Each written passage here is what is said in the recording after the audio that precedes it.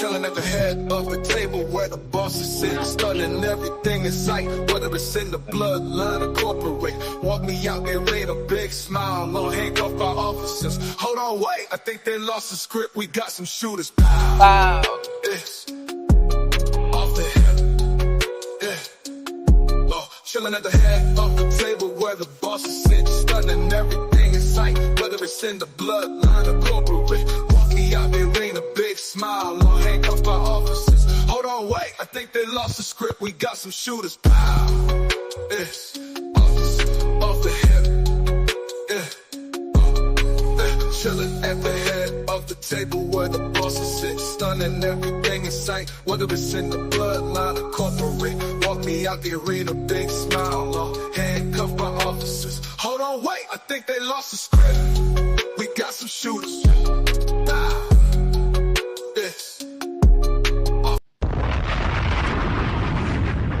Yes, sir. Ooh-wee. I got my brothers with me, man. Come on, y'all. Yeah. Razor, Snake Eyes. What's the word, y'all? Happy Friday, gentlemen. Happy Friday. Unwelcome your thoughts. Off the hip. The square pit is here. What are we doing, chat? Bloodline. Wow. I gotta start working on my Jacob Fatu impression. He was doing all that stuff. I gotta get right on that, man. He be out there killing it. That's why he is who he is, man. Yo, Razor, I told you earlier, I was out while the beginning of the show happened. I need y'all to walk me through the moments where Solo is talking to Nick Aldis. I need that. Well, to lead the way, Nick Aldis tells Solo that due to the infamous Tongaloa's eye injury, the Bloodline will have to forfeit their spot in the tag title match. Solo looks him dead square in the eye. We're the Bloodline. We don't forfeit nothing. He's Bloodline, just like he's Bloodline, just like I'm Bloodline, like he's Bloodline.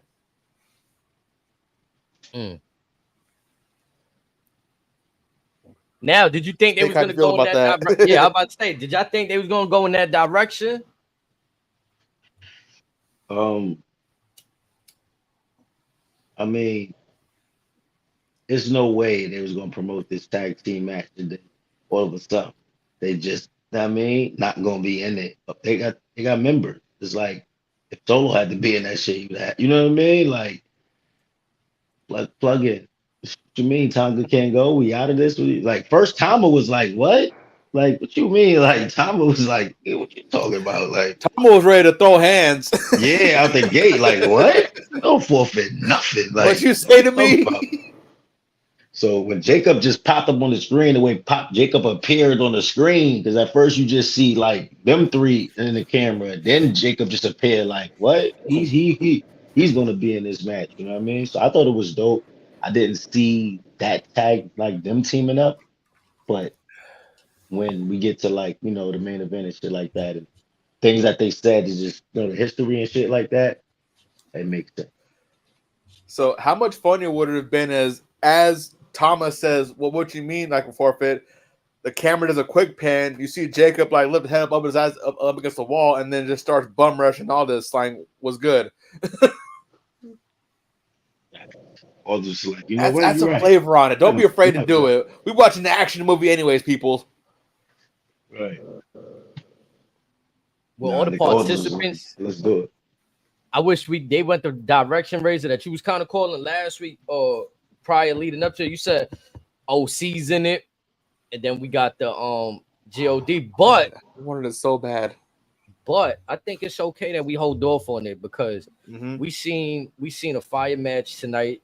And Jacob is just, man, there's no way that you just like not have him in the match. Like he's just that good, I think. And also, all you're doing is getting him reps in the ring since he's not. I don't think he's doing the house shows right now. Otherwise, we'd be seeing it on the internet. And also, it's like the crowd's getting a chance to see something that many of the hardcore fans have appreciated for the last few years. Mm. And Yeah, they're doing it right. just to add just a little more context to what we're talking about too. Like they did do it a little different too. Like they let Street Profits run the table. You know what I mean? And you know the Bloodline came out last. They were the last team in the God. So Okay, so you know, we all Street, had a feeling that Bloodline was probably gonna come out last, like once we saw everything from the beginning. But who would you have thought would have been their opponent in that last setup for the match? I mean, if it was gonna be the original, like the Gorillas, like you know what I mean, it would have made sense to have OC. You know what I mean? But seeing Street Profits Right. run the table, you know what I mean? Like I knew it was no chance. I put it in the chat once I seen them last, winded in the ring, and Jacob hit theme hit. I said it's over. They're not like, come on. But you think that Yeah, I like felt had like they was Tongaloa winning not that. had the eye injury, it would have been Good Brothers and the Gorillas. It'd have been a dope moment for like the history, which I've been saying. Yeah, But I'm it'd have been saying a good like, chance to do that. Yeah. Aside from the Street Profit, like who else could have legitimately been that last team Um, without making it look like an absolute I mean, squad? I'm not gonna lie. Baron Corbin and Apollo was looking alright out there. Yeah. Yeah, you ain't. I mean, they. I'm gonna say this. Not Okay, yet, okay, man. It's I'm their gonna no second look. time together. It's their What I second don't time like. working together. okay. What But I and don't like. they're Okay. coming out the Baron Corbin's theme. Apollo don't even have no damn music. He's just walking out with Baron. They just getting started with their tag team, I think, in my opinion. But they I just Okay, dope. wish that Tama there got was some music to more. come out to Jake's music. I wish they shared the same gear. It'd have made it like you got Apollo with the black and pink, and then you got Baron Yeah. Corbin with the. I kind of forgot like what was going on for a second. Like I'm not even gonna lie. Like just like like I said, I was doing a lot of stuff. I was outside trying to watch on my phone, and I'm like, oh, that's Baron Corbin. Like 1 week he had something different on. Apollo still with his black. I just wish there was more of like a tag team feel between them. But I think Mhm. at least they getting they TV time. Like you said, it's only they second week actually together. And you gotta think about it, right? They started the match with Legato's, I don't know how you say that. I don't want to mess their name. Yeah, Legado del Legato. Fantasma. Latazo, yeah, you feel what I'm saying? Like, and see how they, you know what I mean? This is a big match, you know what I mean? Gauntlet match, a couple big teams in it. They had a new fresh team, you know what I mean? See how they look, you know what I mean? Like you said, along the way, they probably gonna make some changes to their attire, you know what I mean? People like them. People like the Corbin and Apollo shit I'm seeing. You know, it's dope to see how they looking. They went over on Legato, right? Like they got Yeah, the they won. victory. They won that first one. Yep. They So won. like that's no pay. I don't want to say a payoff, but Legato's been fucking with Apollo and Baron Corbin, so they one up on them right now in that match. So that's a good look for them too I going like into where you're that. going with this. Yeah. Yeah, they got a lot going on. They told a few stories in that one gauntlet match. You know what I'm saying? So Or that yeah. Assuming some of this continues to be as good as it is, they're planting a boatload of seeds post SummerSlam. But when Baron Corbin started doing cruiserweight moves,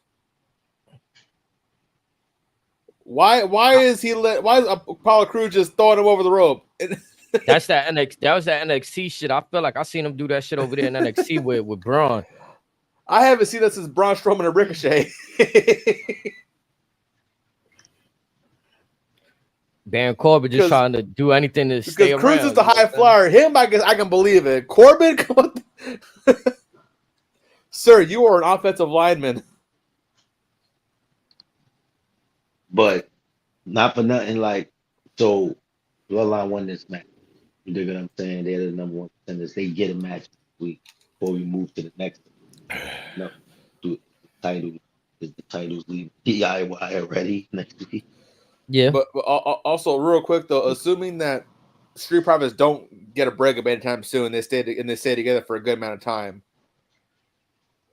How are we feeling about Tez and Dawkins still taking the bloodline and who they got going? Instead of it being Tama and Solo, it's now Tama and Jake, or potentially Tama and Tongaloa.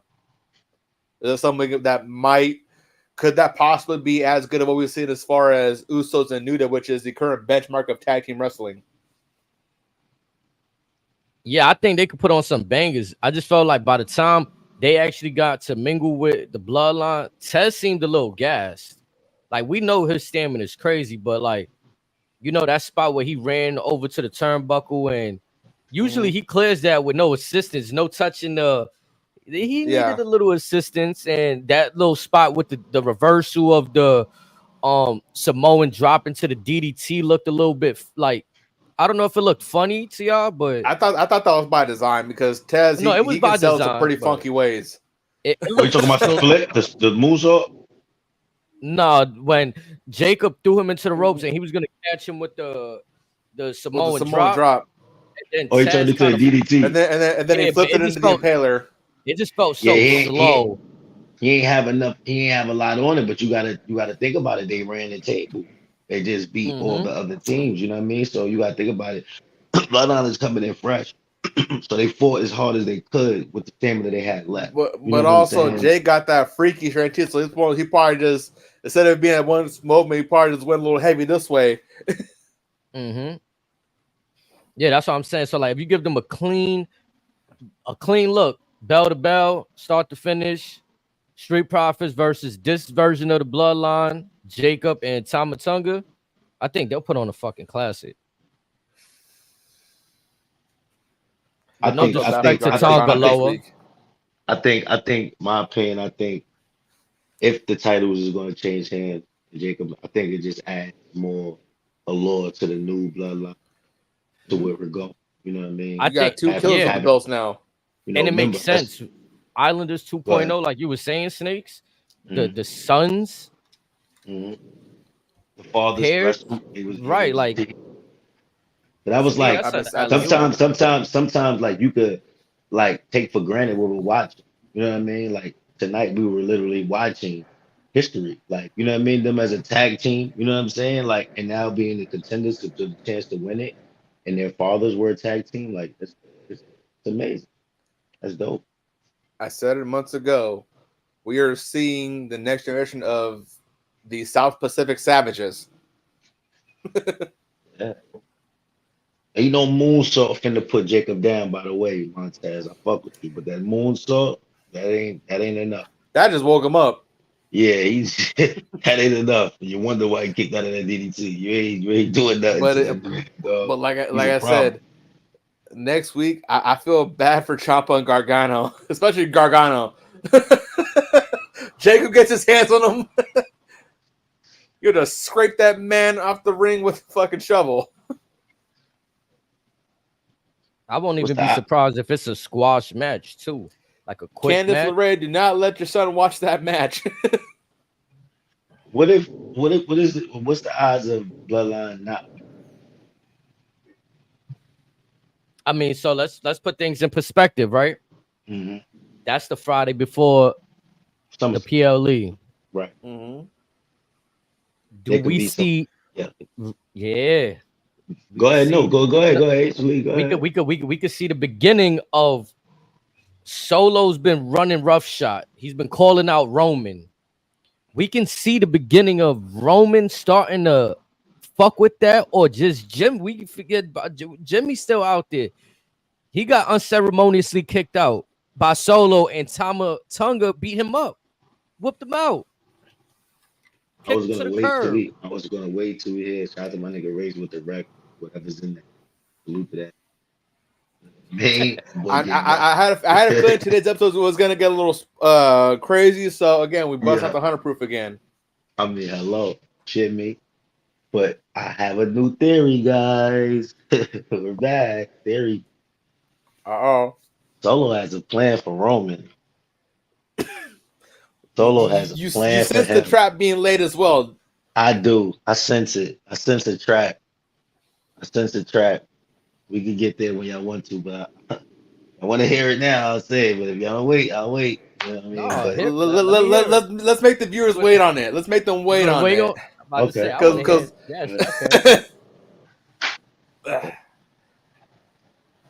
I think this is a dope one too. Y'all might buy this one. Y'all might buy it. Razor might know what I'm on to.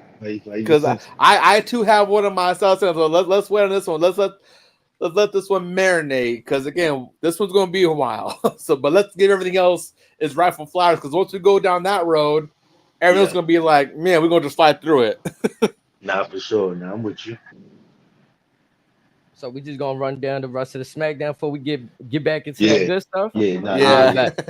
So after that, after that segment right there that we was just talking about, they got LA Knight cutting a promo right before he goes to the ring. I think that little feature they doing where they got that camera work showing right in Gorilla, and then the superstar just goes out to the ring.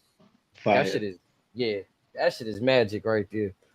The right people are getting chance to utilize their best features. You see it with Jey Uso and Sammy. We've seen it with Cody on occasion. We see it with Solo. We're seeing it with LA Knight. This is what folks want to see. Fire. I think LA Knight gonna take that championship off Logan Paul. I'll be surprised if he don't. What do y'all think Logan Paul's surprise is next week? He's going home. It ain't gonna be LeBron. He's in Paris. It won't be LeBron. If it's Jake, I might punch my TV. Oh, his brother. Yeah. A part of me feels like hear me because we're seeing Bud Crawford a lot. Yes, Crawford's gonna be in Saudi next week, but maybe we see what they doing. We see what they doing. Yeah. Because they're promoting the Crawford fight. Who's to say they're not also going to promote the Tyson fight? Should that happen? They're both going to be on Netflix. Tyson and Jacob both work at WWE in the past. I found it cool and weird that WWE is choosing to promote that fight, and that fight is on the same day as SummerSlam. Like might be at different times. That'll be on in the morning, basically for us. Mm-hmm. I ain't gonna lie, y'all wasn't surprised at the timing of that promotion, how they just threw that in there with Austin Theory. They did it last week too. Mm-hmm. All right, so do y'all think we leading into Crawford? Well, you definitely can't get a match. They just say he fight. I mean, maybe after this we got Mayweather versus Big Show. We could get Crawford versus Waller. But last week they were in Omaha. They was in his hometown, so it's I get that, man, in your hometown. But I didn't expect to see Crawford today. I'm gonna be real. Hold on. So Crawford was in Japan with them, right? Yeah. For what? That's my thing. I'm what's going on here? He can't fight SummerSlam against Theory. What is the extent of TKO promotions? We don't know. Could that involve boxing as well as MMA? Maybe. They both or is the people that are working with Crawford in his fight next week the same Saudi people that work with WWE for the Crown Jewel shows? Possibly. Crawford just got a hell of an agent. If TKO somehow purchases... Well, think about it. Who would this connect be? The Rock. There's a whole lot of ways that make sense for this. But then again, I mean, at the end of the day, I'm not mad at it. I mean, could this be other ways? They're trying to make Crawford more household name. You know what I mean? Think about it. We got Brunson and Halliburton 2 times in the same week. We've gotten Ryan Clark. I mean, they're using celebrities that, if they happen to pop a number per se, throw another bag their way. Want to come back?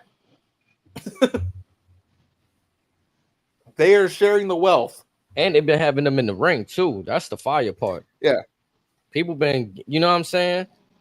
My man got theme music. What you mean? He got an entrance. That's what I'm saying. I mean, WWE, they're bringing in so much fucking the words money of right Snake now Eyes, he has a rollout. He got a rollout. Bro, he got a rollout. They are bringing in so much fucking money that they're just handing it out to whoever is actually on an up and up right now. They're giving money away. My thing is this the last time we see Crawford?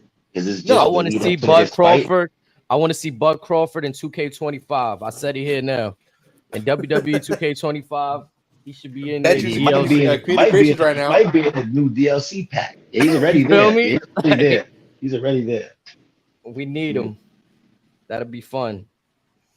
Cause like But you again, said, Razor, we had Mayweather with Big the Show. Big Show, and that was fun. It was fun. It was what it was.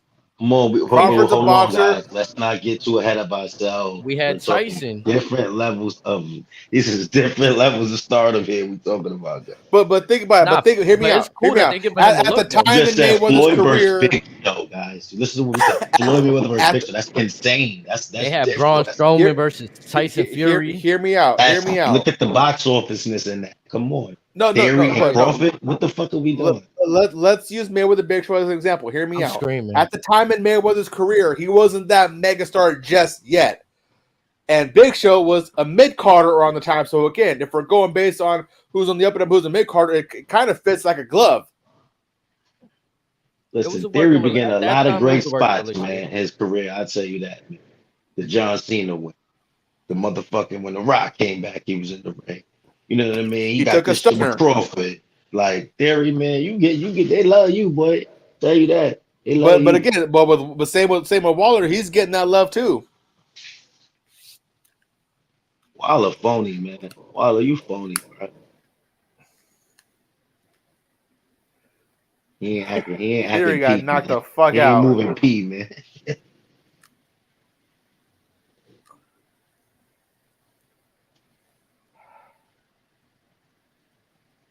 But now I wonder where they're gonna go with that because it's like Crawford got a fight coming up. When we gonna see him again? But here's the thing: you gonna take Crawford to Germany with the crew? Maybe. Maybe. I mean, but again, it's fun, right? Like, yeah, they could probably try to get a Tyson Fury, a Javante Davis, but I feel like maybe in their eyes right now, Bud is probably like the safest boxer they could get. You know what I'm saying? You said Jake Paul, they might be already got that in the back pocket at some point. You know what I'm saying? That's why they ain't pulled that card It out is yet. Cleveland. But my thing is, I thought we're going away from. I thought we was building to the Theory and Wilder. This could be part of it, because now again, all Waller had to do was say some shit, and Theory just gets popped. So after either at SummerSlam or after maybe in Cleveland, we better see something. Is it gonna be Crawford? At this point, it don't have to be Crawford. We can save Crawford till after SummerSlam, because again, let this happen. Right. Let Crawford do his thing. Put him on ice for a little bit. Maybe even wait till after Berlin. Could be Survivor Series. Could be even Bad Blood.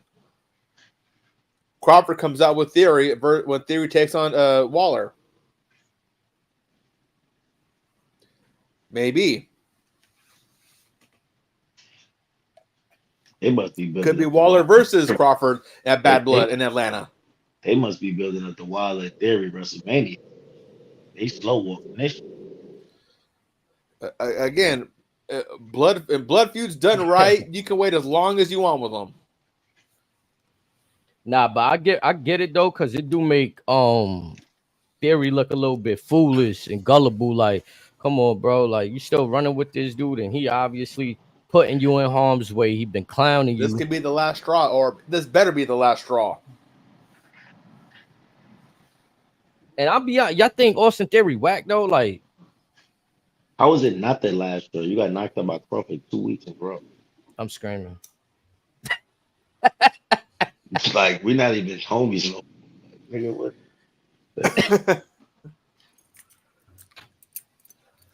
Bullet after bullet after bullet. You gotta fight that man for real. How many times has Gargano tried to hit Waller with a knee, and Waller moves out the way and lets Theory take the knee? Or every time Gargano dives out of the ring. Yeah, it's bullet after bullet after bullet he's been taking. And it just makes stands what I stands, and I can't stands no more. We also had Tiffany. Go ahead, Snake. I was gonna say the only thing I could say about Wilder, he was the one that went up and grabbed the title. He was the one that Grayson Waller went up and got the title. Yeah, during the Money in the Bank. Yeah, he got up there first at WrestleMania to get the title. So he could always hold that over. Like, I'm the reason. I'm the one. You know what I mean? Like, he gets wild. I'm the guy holding this team down. You ain't been doing shit. Right. We had Tiffany and Nia taking on what was supposed to be Bailey and Meechin. Hold on. So real quick. So did you guys happen to catch what Nia was telling Tiffany when Tiffany was kind of looking at her beat up briefcase, all taped up and shit? Nah. If I'm not mistaken, she may have teased that she's gonna have a new briefcase for Tiffany. So could we finally be seeing the fucking pink briefcase? What is this pink briefcase shit? Yeah, I don't know. Tiffany or with like the pink kind of been her thing since they brought her up.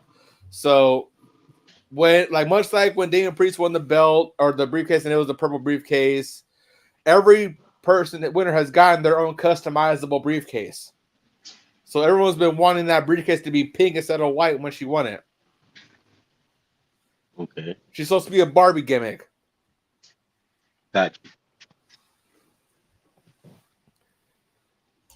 So if we get a pink briefcase next week in Cleveland, I guarantee that place is going to go crazy. I promise you. That's wild, right? A pink briefcase, can't even say a pink briefcase and make the crowd erupt. And I mean, that'd be the dope time to show it though at SummerSlam. That'd be fire. That make people go. It's like, why show it now if she is going to do a new one? And also, again, this will if Nia gifts it to her, then it adds another layer onto if or when Tiffany ultimately turns on Nia when she beats Bayley. That's when she's gonna give her the briefcase at SummerSlam to ensure that she doesn't cash in before then. I did this for you, therefore you can't cash in on me. We're friends. I scratch your back, you scratch my back. What if she take the contract out of the briefcase and give it to her? And she try to cash in on her and it's not in, and I knows that you was gonna do that. She got one up on you. And I'm the champ, bitch. Now come see. The contents of the briefcase have always been a mystery. Possession is 9/10 of the law. Now it'd be funny as hell if they do that, but I always see that going well with the internet wrestling community. I ain't gonna lie. When I was a kid, I might have been dumb as hell, right? But I thought it was just like the briefcase was the contract. Like I just see them just hand it in, like here. That's how they perceived it, because they never used to say it holds the contract.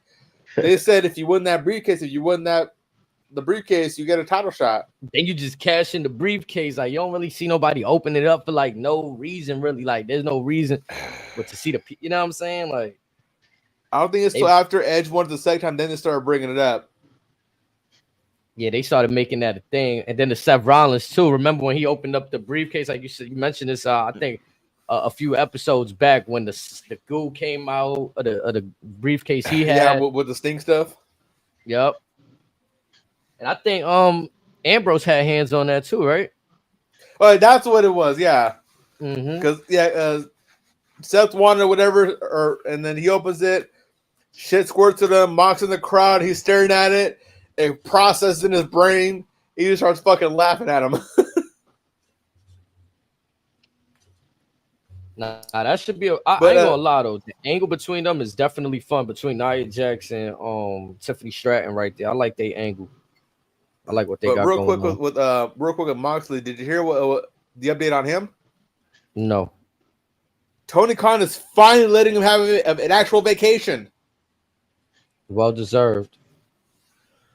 Overdue. I don't even remember the last time that man took off. He hasn't been gone. He's been gone since Forbidden Door. Usually, he hasn't been gone for more than maybe 10 days, maybe 2 weeks, because he's in Japan.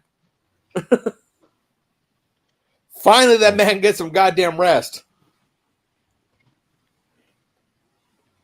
But also, folks are the AW fans are suddenly bringing up that he's still under contract. No one's taking that into effect. That maybe he could be in a renegotiation phase. Now, say MJF doesn't go anywhere, he just milks Tony Khan for all the money, and Moxley jumps instead of MJF first. Would that ultimately put AW in another unrecoverable rut? So we're just gonna hijack SmackDown and talk about KFC. No. I'm talking about someone who has ties to WWE. Like, if you were to come back and say, I see in the error of my ways. I'm sorry, I was a jackass. Hold up, I'm sick and tired of us using the WWE umbrella to shed light on that mediocre shit going on over there. Y'all did Blood and Guts episode. AEW fans, go watch that. The villain is on tonight. I come on for Raw and SmackDown. Yes. I do not want to talk about KFC today. I would like to talk about great quality. If y'all don't mind. You're welcome. Salute to JFM and I'm red. I'm red in the face. He said JFM and Omega Kenny and all them guys over there. Bro. But this shit is about Bloodline. This shit is about box office. I don't want KFC tonight. Talk about it. You know what I mean? Hear it. Everybody that loves AEW, go check out the Blood and Guts episode Off the Hip that premiered the other day. Go click on that. Enjoy that. This is a SmackDown rollout. The Smack Talk specialist. Come on, man. Snake. The reason why I pulled that linchpin every couple episodes is because I need that outburst. I need to get that blood pumping. Yeah, man. I don't know what's going on over there. The people need it. We all need it. I don't know what's going on with that company. You know what I mean? That was they got great. all the players we didn't want no more. I just know that. But respect. Well, rumor has it they paid Buddy Murphy like a shitload of money just for him to not leave. That was great. Oh man! Shout out to Rhea Ripley making that happen. If you don't think Rhea Ripley said most definitely. If you don't think Mommy orchestrated that man to get up off his ass and go get to that bag, kicking it, you got to do more. If you think he used that as leverage in office with Tony, like, do you see what my wife is doing? You think I'm finna stay here when I can really insert myself literally into that and seamlessly, and they will love me to have me back. Nigga, I need more than what Kenny Omega's get. My wife. Have you seen Liv Morgan? You see how they said it turned into a very lucrative deal. Like, he might have got more than what he might have got near what MJF is getting. Like, that's how I really got. Like, he had all the leverage. I bet you he had all the leverage money. He had all the leverage. Lesnar money. So the only way that nigga said, "Yo, I'm staying," like, I'm signing, is because he got a offer he couldn't refuse, and Rhea's like, "All right, we good. Go ahead, do your thing." She's like, "Hey, fuck it. Yeah, they gonna give you that. They gonna give you that. Oh, Triple H will give you that. Go get that. All right." Even Triple H is like, "All right." Triple's probably going, "Hey, milk him for all he's got, for all I care. Go ahead, have fun." So since you signed this deal, you get all this money. You good now. I'm finna go lick Dominic ear, okay? That's fine, right? Yeah. Okay. Probably. Or it's one of those, you lick Dominic's ear, I'm gonna milk this motherfucker for double what you're making, and I'm gonna sit on my ass at home. I ain't doing a goddamn thing. And Rhea goes, "Bitch, go wash my dog's ass." Yes, mommy. Shout out to Buddy though, man. Use that leverage to hope niggas learn from Buddy. I hope niggas learn from Buddy. Using that leverage to event. Yeah, if you're gonna stay there, make sure it's lucrative.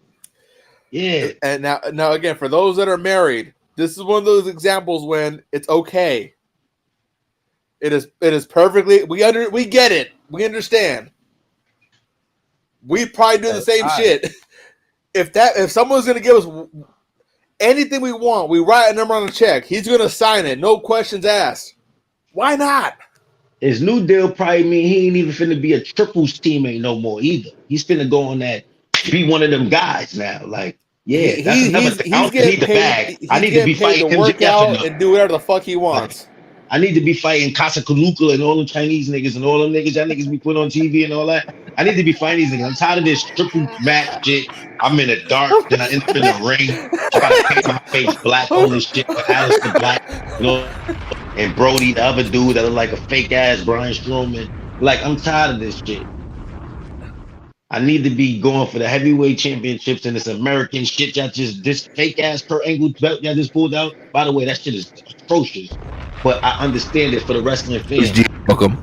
So appreciate it because you know wrestling is just worldly. I get it. I'm a WWE guy, but I get it. Wrestling is more than WWE. I get it. Snake. Did you hear what I Belt? did you hear what I called the belt the other day? This belt. I seen this belt on 149th and 3rd Avenue 3 years ago. No. Did you hear what I said about this belt the other day? I seen this belt on 31st Street and 7th Avenue. This that standard USA. Snake. I know an African that got this belt right now. That's the standard USA jersey belt, right? Like there. what's that? What is that? Snake, I want to know if you agree with me on this. Okay, you ready for this one? I said that I called this belt the Divas Butterfly Championship belt. That belt make the Raw tag belts look amazing, and we hate those, Loki. What about the penny belts? Oh, bro. Like, Nah, bro, that got But it. again, Bro. what about the butterfly belt? y'all ain't got no American type wrestler over there. Angle or Gable, y'all ain't got nothing like that over there. Y'all got this American belt. Like, what? Like, who finna get that? Who wants that? Ospreay said it's going right back to being called the international belt once he wins it at Wembley. Right. Oh, and by the way, over here, we really put our lives on the line. We really take risks over here. You know, our athletes really get hurt. They really take time off because they really put their bodies on the line. We don't put fake cotton in our chairs so it can look like a nigga got his head knocked off, but it really nothing happened. Jake Perry. Fuck out of here. We heard about that fake inflated chair. Yeah, y'all niggas got hyped for that chair shot. That shit was nothing but cushion. They said the metal was shaved down. This shit over here, you seen what happened with Tama? You seen what Tama Tonga did to Kevin Owens? You seen what he did? You seen what he did to Kevin Owens? That's real shit. Not this puffed up chair you niggas is making, man. I'm trying to tell him. Out of here, man. Out of here, man. I'm screaming. I better not see Jake Perry for 3 weeks since he got hit so goddamn hard. Snake, they set this motherfucker on fire. He was back that Wednesday. like, come on. He got set on fire and won the title the next day. Like, get out of here, man, Tony. All right? Do better, man. Like, yeah, that got it. Bladed right chair, like, come on. Tony Khan took a liver punch and then went to the NFL draft in a neck brace. And then he called WWE Weinstein about pro wrestling. You think he'll ever do that shit again? Yes. Without question.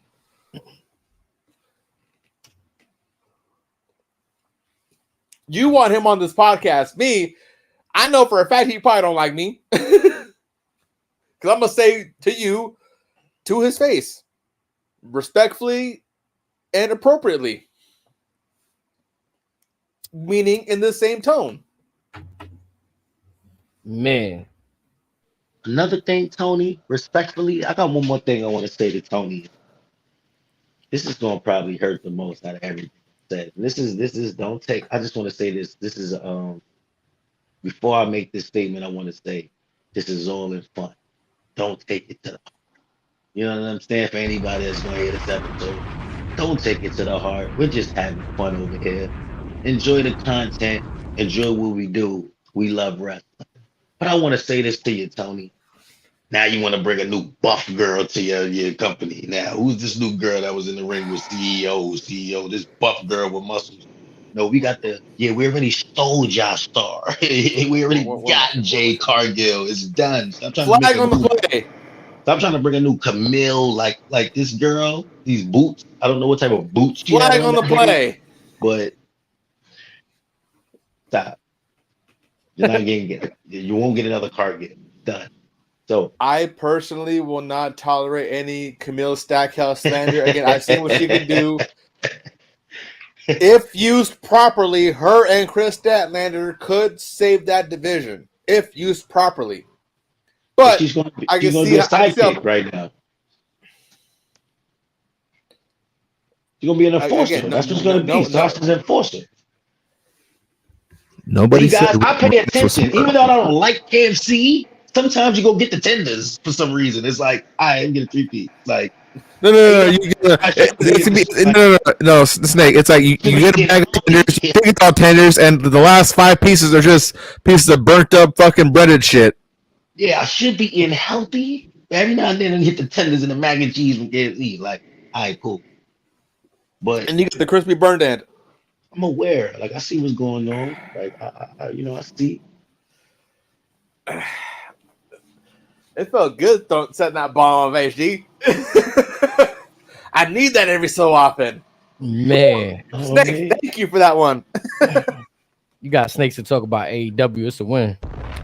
We got him fired up. Yeah. Sometimes, again, I said, it can't be me just going off on him. I need someone else to join me. HD, you too nice about AEW. Voodoo, he's way too nice towards AEW. Snake, I need this energy from you. Yeah, man. And all love for the sport. They definitely Because ultimately, we would respect them if they were better, if they're trying to get better. Not everything they do has to be revolved around controversy. If they do shit and they're constantly getting better, okay. I'll give you a shout out every so often. But again, you got to earn it. We ain't handing out participation trophies. Shit's got to be earned over here. And when you do some dumb shit, I'm going off on you, and I'm going to make sure Snake goes off on you guys as well. Right. But now back to our regularly scheduled program in the cinematic movie called SmackDown, which lately has been filler episodes. Right. But again, hey, sometimes filler is okay because we got a lot going on Raw.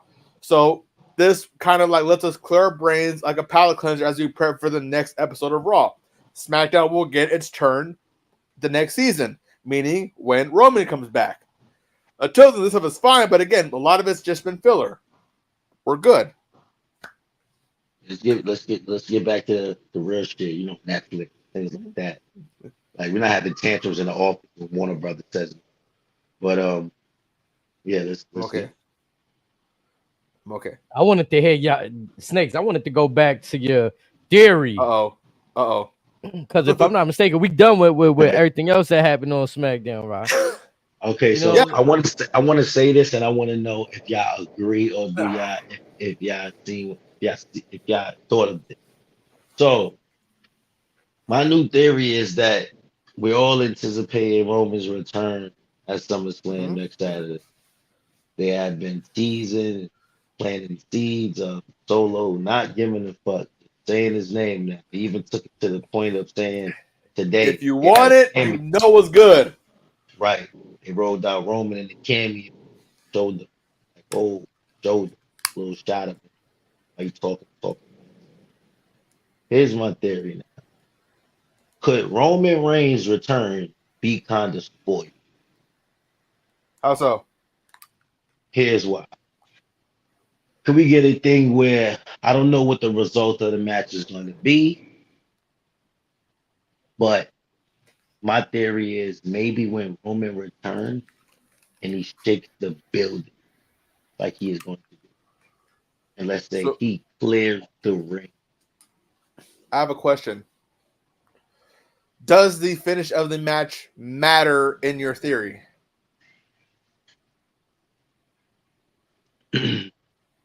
Okay. Yes, it does. Okay. Now I'm gonna say if Solo.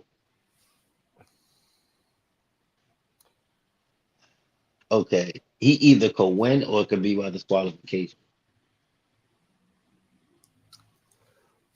This match, you think this match would do? I think this match would be like no disqualification, or is going to be a normal. If anyone in the blood is going to get pinned, it's probably going to be Tama Tonga. No, I'm talking about as far as the Cody and Solo. I think Cody's gonna, after all of these attacks, he might want to make it no disqualifications. Because he's asking for Solo to be one-on-one in the ring next week. Yeah, but again, it'll be a one-on-one. Again, if Solo loses, it wouldn't be the end of the road. Okay, so all right, so the theory really doesn't, because like let's just say Solo lose and they attack Cody because he's their man. They attack Cody. They whip Cody at radio and comes back.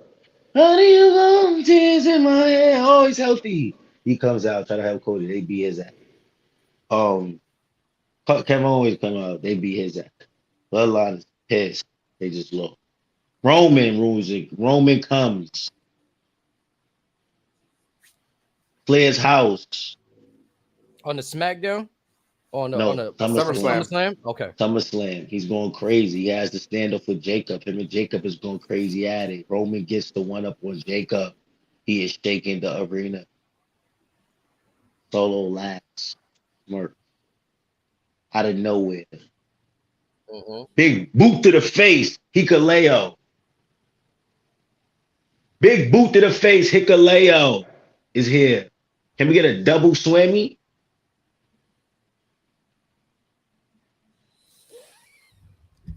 That's my theory. My brother in Christ, you have my attention.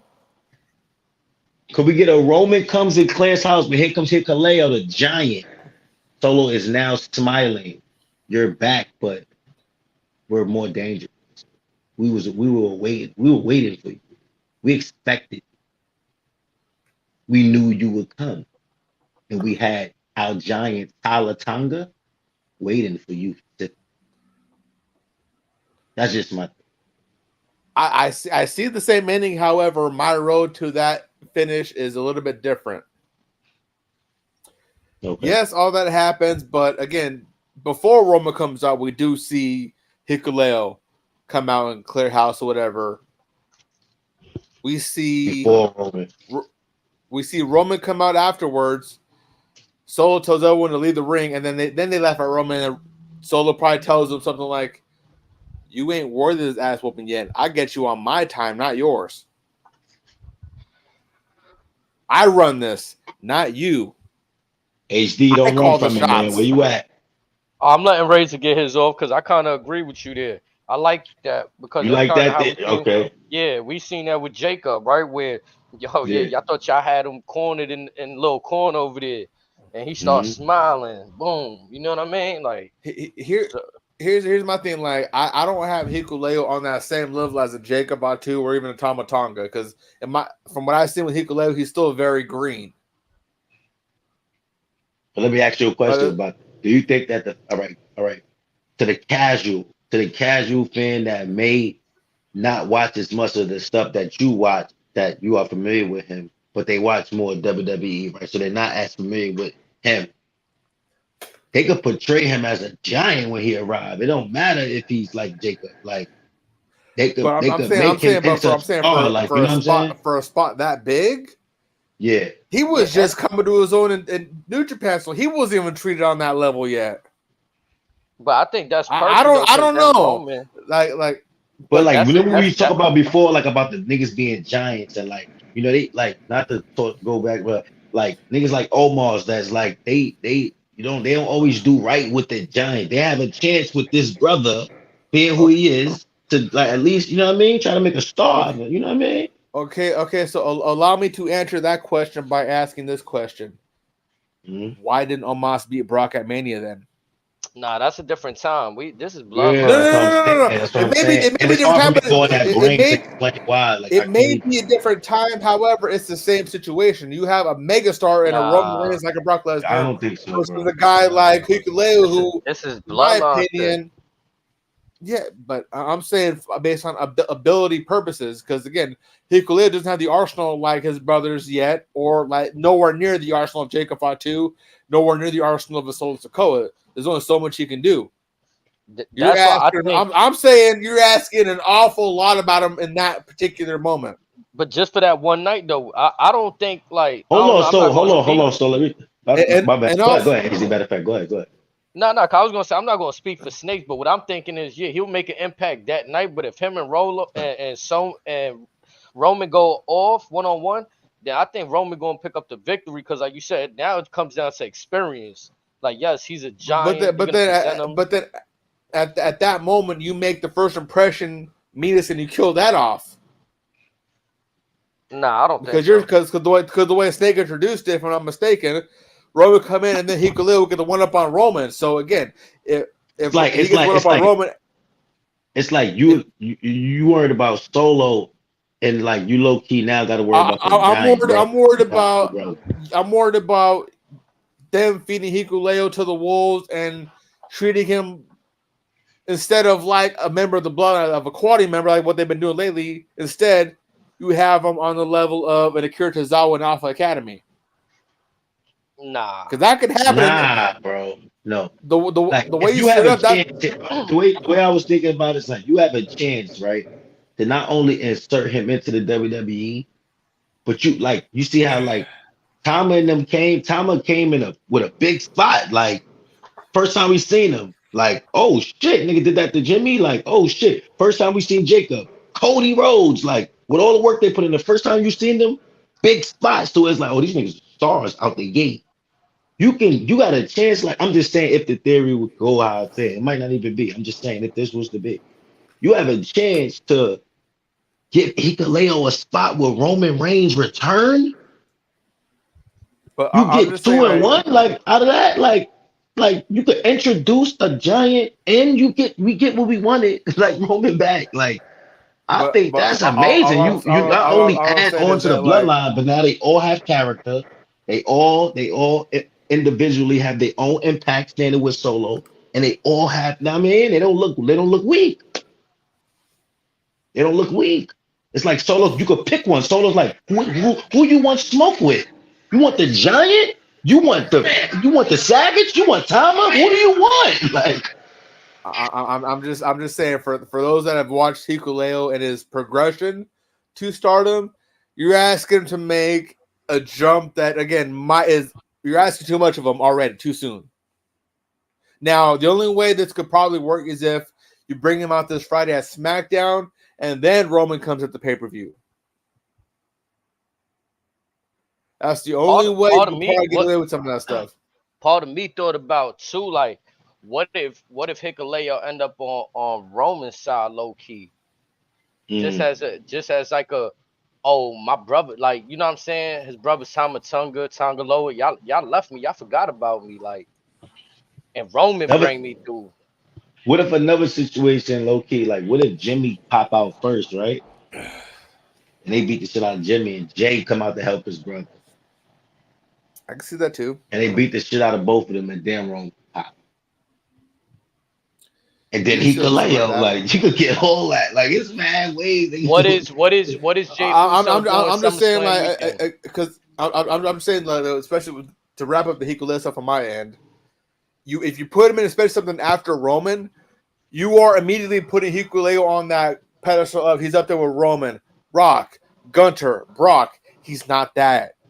He's so far from that. It's not even funny. It's like But he could be something that Roman got to figure out. Like he don't got to be on their level. But like, who's this little fucking giant?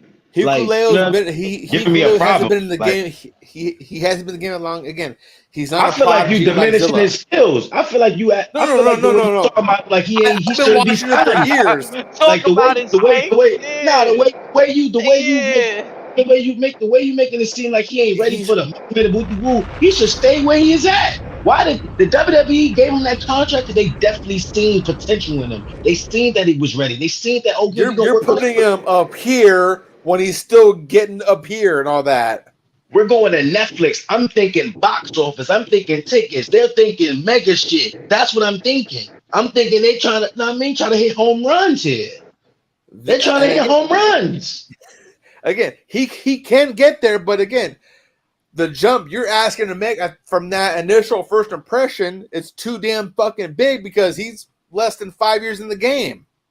Okay, Jay Cargill first. What was Jay Cargill's first moment and when she pulled up? Was she all the way ready? Was she all the way? Hold on. Was Jay Cargill all the way ready? No. But she came in the Royal Rumble, made a huge impact, eliminated Nia Jax and all that. And she's still a development. He's not like that. Why can't Hikuleo have a big moment and still be developing as he's going along? But he's a he wasn't that dude in Japan.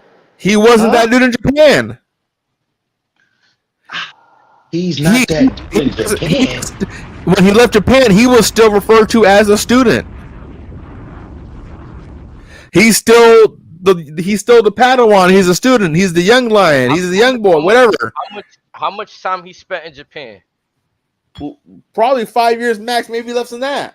And what about Solo on the Indies before he went to NXT? Again, we're talking about a prodigy versus the guy who's barely cutting his teeth. All right. Can he hit a low blow? Some people got it from birth. Other folks don't got it. You giving him a low draft stock right now. Hold on, AJ. Can he hit a low blow correctly?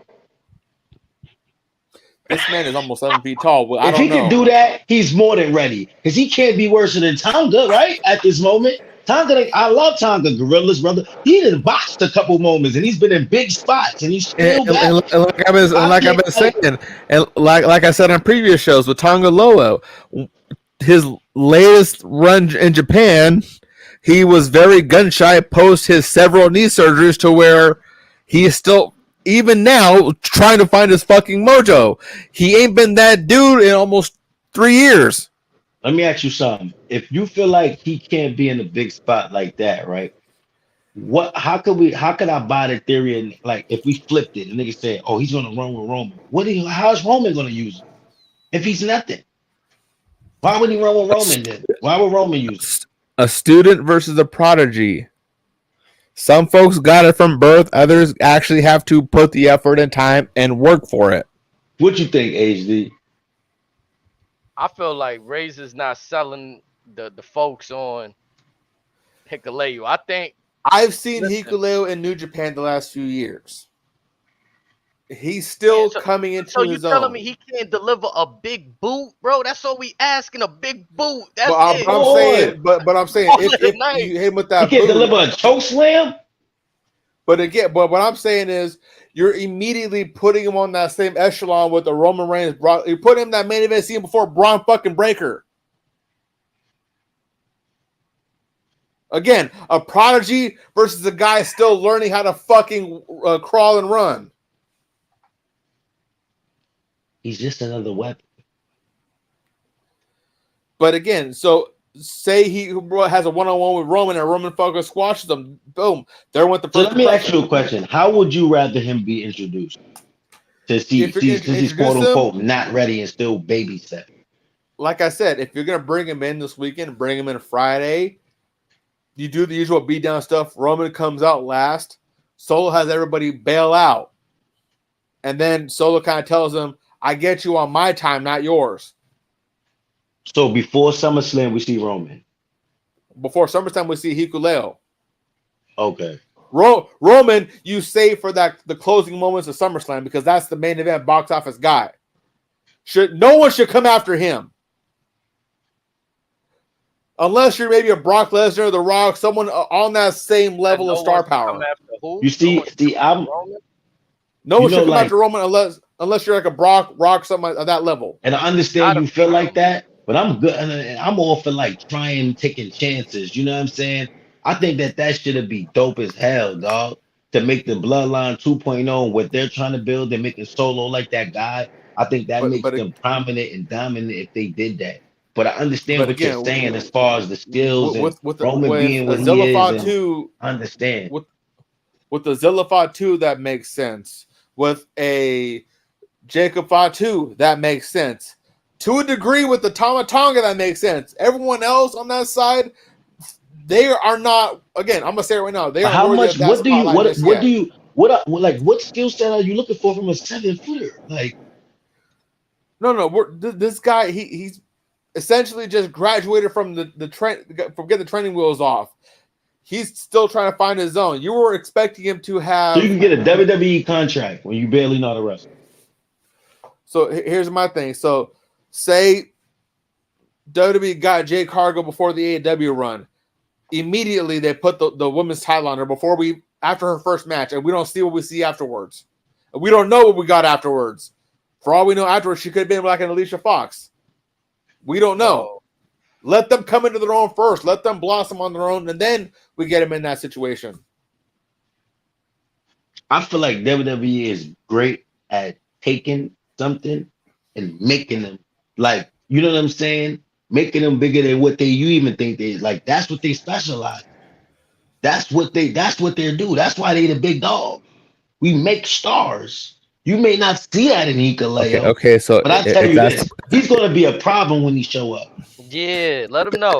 He's gonna be a problem when he show up. And when he show up and he be a problem and he looks good in that ring, keep the same energy. He's a baby stepper. He's trash. He doesn't know anything. He shouldn't be here. That's all I'm saying.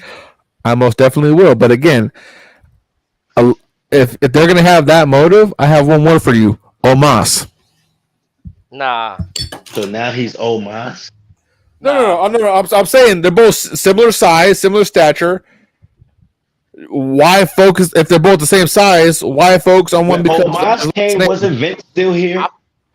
I feel like you put him on Shanky level right Like, now. wasn't Vince McMahon and shit still here when Omos first came? Like, is it not possible that they may have messed up with Omos and what they did with him? Like, that's possible. They may have dropped the ball on Omos. It's nobody's fault. And Triple H has been in charge for going on 8 months. And what? And Omos, he's in his early 30s, if that. I'm saying that what happened with Omos doesn't mean that they're gonna do this. They will make. No. What I'm saying is, if they're gonna put the effort into someone that big, why not put that energy into someone that they currently have? To put the top main event level to someone who's been. This is a bloodline family story here. This shit doesn't have nothing to do. Like, this is something different. Like. That's where I'm at. This is historic shit. It's not even that. It's not like you can't insert and do this other. It's like this makes sense for this. It makes sense for this. Is all I'm saying. Like for this Hollywood story, for this style. All I'll say is this: maybe I'm not on board with the double-edged sword of nepotism. That's all I'm saying. Certain folks have earned it. Hikuleo, he barely got his training wheels off. I personally think he'd be better suited in NXT than in the main roster because of what I've seen happen. Yes. Yes. Cody Rhodes came back number 30, like one, got a crybaby rolled out. Kid Cody, and got the belt. Hikuleo is here. What the hell did he really? Cody Rhodes is up here. He started with this shit, like. Okay, so by your definition, when his daughter Liberty Runnels is of age of 18, just put the women's title on her right away. Because that's what you're telling me right now.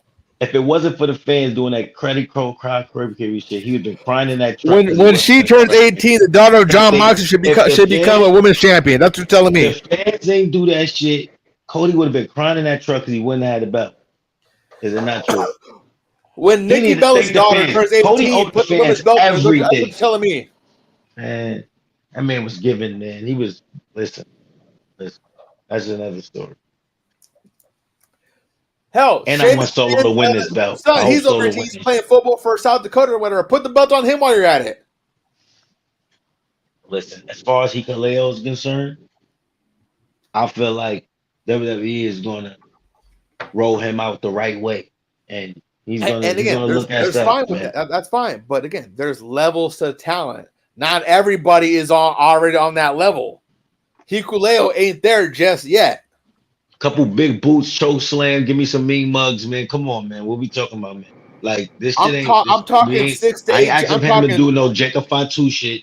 I ain't asking for him to do that. Like, we're not asking for him to do that. We're asking for him to give up a certain persona. Like he's a big dude, right? He's a big dude. We don't know what look he's gonna portray. Like before you put him in that spotlight, put that much pressure on him. How do you know if they probably ain't been working with him off the scenes? How do you know he hasn't been putting in the work? Again, the work without the crowd is one thing. This man hasn't worked in front of a crowd of more than 4,000 people in his life. You're going to have him in a venue of possibly 50,000 people. You asking a lot out of that man's adrenaline. Tama came out of nowhere. We was expecting Jacob. Tama's performed in front of 20,000 people here in the States before. He's performed in front of over 10,000 people here in the States before. When Ring of Honor was actually the way you make it Hikuleo is like he only performed in front of 5 people. I gotta go watch. Here again. Allow me to explain. Hikuleo, when he was on the coming up, was actually during the pandemic, so he's only allowed to wrestle with X amount of people in the room, X amount of people in the crowds. Japan didn't get crowds till fucking last year. They were in empty fucking venues all over the country. Tokyo maybe had 2,000 people. That is nothing for that venue. So to have him be in an area to where whenever he debuts, whether it's a SmackDown, Raw, NXT, a PLE, it will be the biggest crowd he's ever seen. Let's have him do the basics. Let his body adrenaline get acclimated to that before you put that much pressure on him. Not all coals turn into diamonds.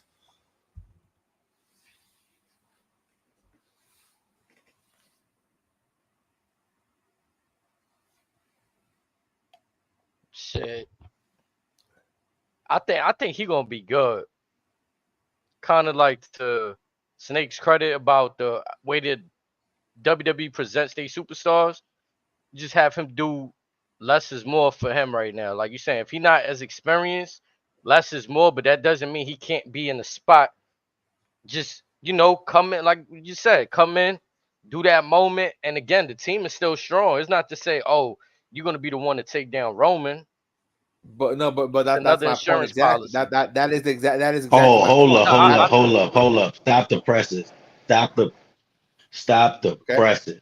Okay. I just went and go look at Hikuleo highlights. You is underselling this brother badly. I am not. You are. This brother's in great shape. This brother's an athlete. This brother's big. This brother has moves.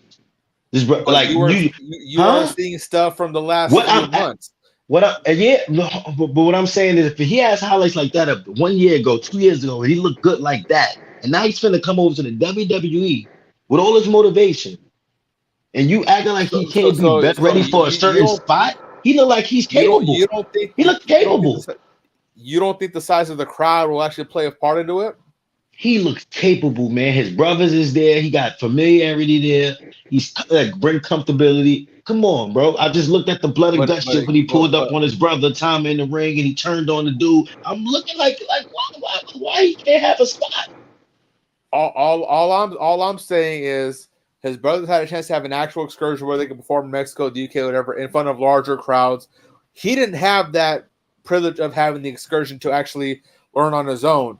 You are immediately putting him into the fire. I'm just saying, if that ends up being too much for him, it's not the end. Like, don't put that on him because, again, WWE puts him in that position where he may not be ready for it. If you put him in a spot to where he comes over Roman, puts a pause on Roman, and then if Roman have a one-on-one and Roman squashes him, that first impression is out the window. That's all I'm saying. I don't think so. Okay. It depends on how it's done. I would love to be proven wrong. I feel like it all depends on how it's done.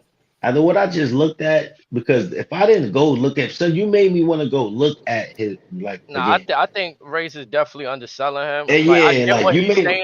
Razor holds high standards, so it's like for like. You know what I'm saying? So I get it. And you definitely watch these brothers and you familiar with them. So I'm not undermining your you know what I mean, stance on them at all. You know what I mean? But I would just don't forget this is a theory. This don't even gotta be something that even happened. I was just saying, you know what I mean? Because he's signed and it looks like he's on board. So it's like, how can he be inserted? I'm just, how can he be inserted in a way where we create another star? And my initial thing with Hikuleo coming in with the fold to where Solo and his older brothers run the main roster. Hikuleo ultimately becomes NXT champion. That way, Bloodline holds all the top belts everywhere. They run all of WWE. That's my initial theory with them. I feel like that's a dream of you.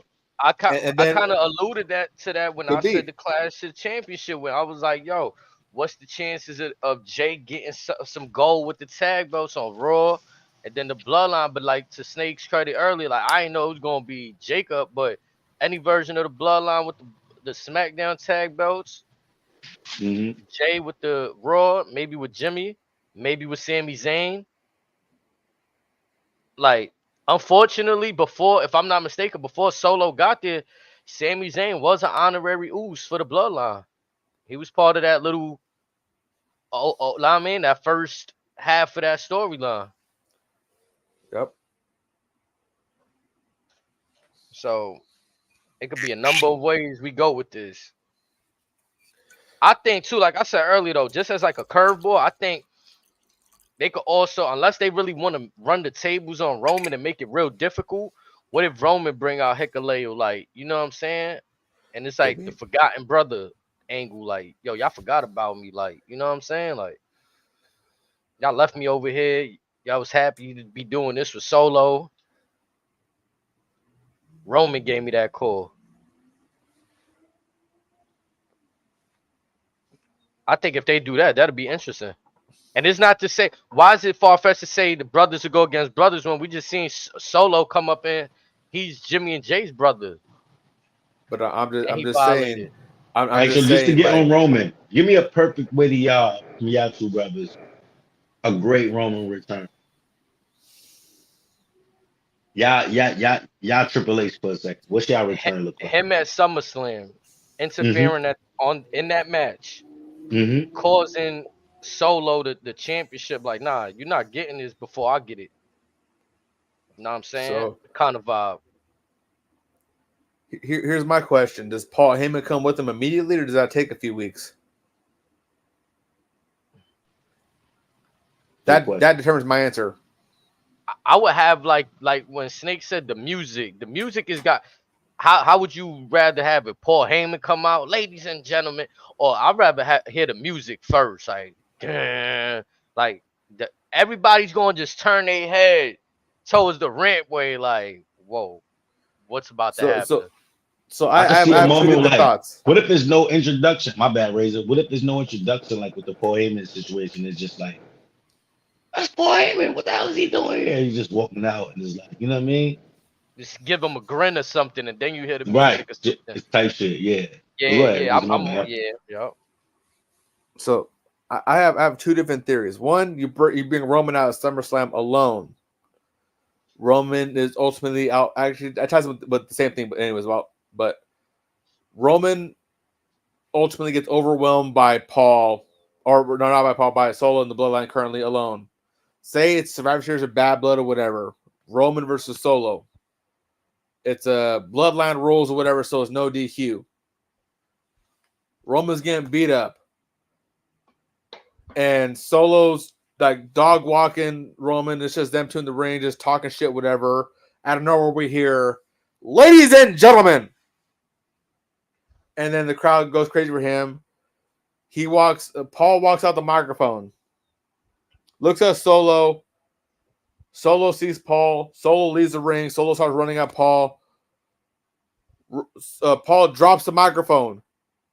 Then we hear day one-ish. The Usos come out.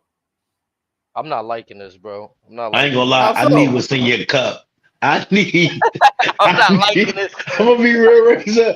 I love you, brother. Explain to me how. It's the ladies. Once you started with the ladies and gentlemen with the Paul. No. It was. How we get the Bad Blood? How we get over in October? I want to know. I wanted to know what's about SummerSlam, about Roman Reigns, in your opinion. Like I said, like, you know what I mean? I'm talking about for SummerSlam to Bad Blood, especially with the next few months down the road. All whenever right, so Roman comes what your out, theory is, or what's your theory? You don't think after Paul Heyman took the beat down, just in your like, it's just using your what I'm brain. You don't what think I'm Roman Reigns, you saying, don't what I'm tapped in saying with is, Paul? You don't think he tapped in with him? again, Roman come out by himself or with Paul, or Roman could come out for a while. He's taking the bloodline on one-on-one or whatever. Then at a few PLEs down the road, Heyman comes out and Heyman brings the Usos with him.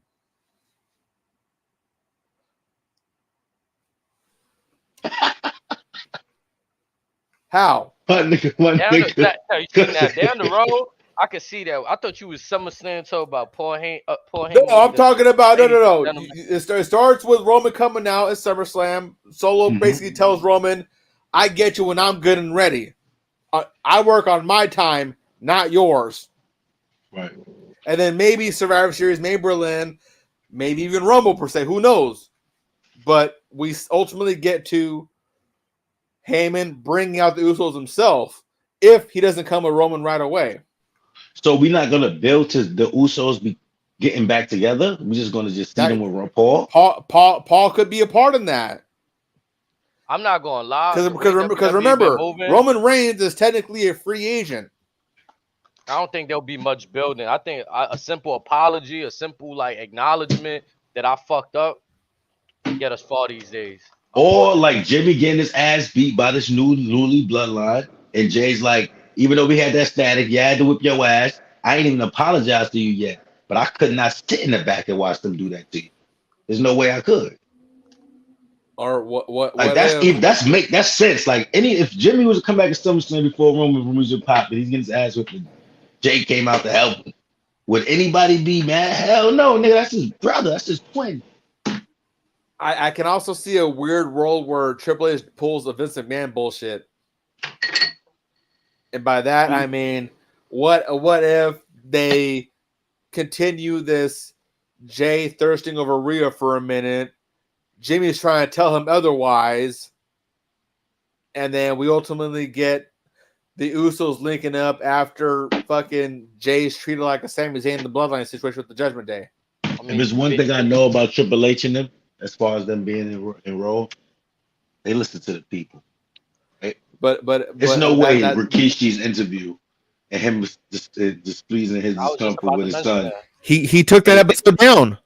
They're not, yeah, but I'm saying they're not about to keep pushing that out there with the game. No, but again, the crowd. That's like I said. They listen to the crowd. Sometimes the crowd got their head up their own asses. As long as Jay's have some catchy lines or whatever we're talking about, I'm trying to holler, I'm trying to see what's good with mommy. That crowd's gonna pop for it. But I ain't gonna lie, if you left it up to the crowd, they'll have the most foolish champions sometimes. Like just off popularity and how they like. Did y'all think he was gonna take off?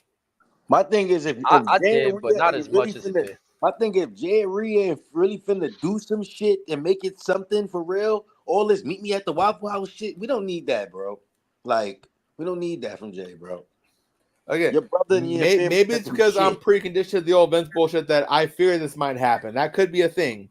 Why? When Triple H and him is doing phenomenal, why would they go back in the Vince brain? That's his learning tree. Where did Triple? Yeah, he learned from him.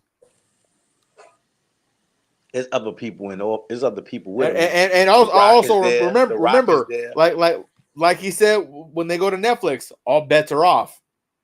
The only thing, like, I don't want to get too much into that kind of concerns me to a degree. Vince was just dubbing a lot of Triple H's good ideas on purpose. Like, I truly believe Vince knew Triple H was cooking, but he didn't want to show that. Like, he wanted to put that on ice. Like, he knew he was cooking, bro. But if they're already blurring the lines with stories like with Drew and Seth per se, and even with Liv, Dom, and Rhea, the stuff that they do with Jey Uso and Rhea, that's right up their alley. So again, I can see a world in where they go down that Vince road because they already got the Netflix bag. And then this is the first time we see Triple H really in charge of the main rosters, like both. And this right? is like his first big deal. Yeah, like when he was in charge of NXT, it's not like they was like, yeah, they had a lot of trajectory going up, but a lot of people were still watching Raw and SmackDown under Vince's tutelage more than the NXT. Actually, it's the other way around at that time. So you telling me NXT was pulling more numbers than the Raw and SmackDown? That's hard to believe. During the pay-per-views, yeah, and PLEs, yeah. Especially during the Roman era when Vince in the Fiend era, like No, no, that's still no, no, Vince no, no, time. no. What I'm saying is, when NXT was at its best, was the main roster at its worst. I could see that. I could see that because yeah, there's a whole big time period. But like what, There 10 was a years? time where folks were watching NXT more than Raw and SmackDown. Nah, we gotta look the numbers up though. I still feel like that's hard to believe, bro. Like you telling me NXT on a Tuesday There was Raw- a period of time where Vince McMahon actually openly admitted to tarping down half the venue that they couldn't sell out I instead of remember Tony that. Khan leaving them seats open. I remember that. And that was the I, time where I NXT went was to a white Raw like hot. that.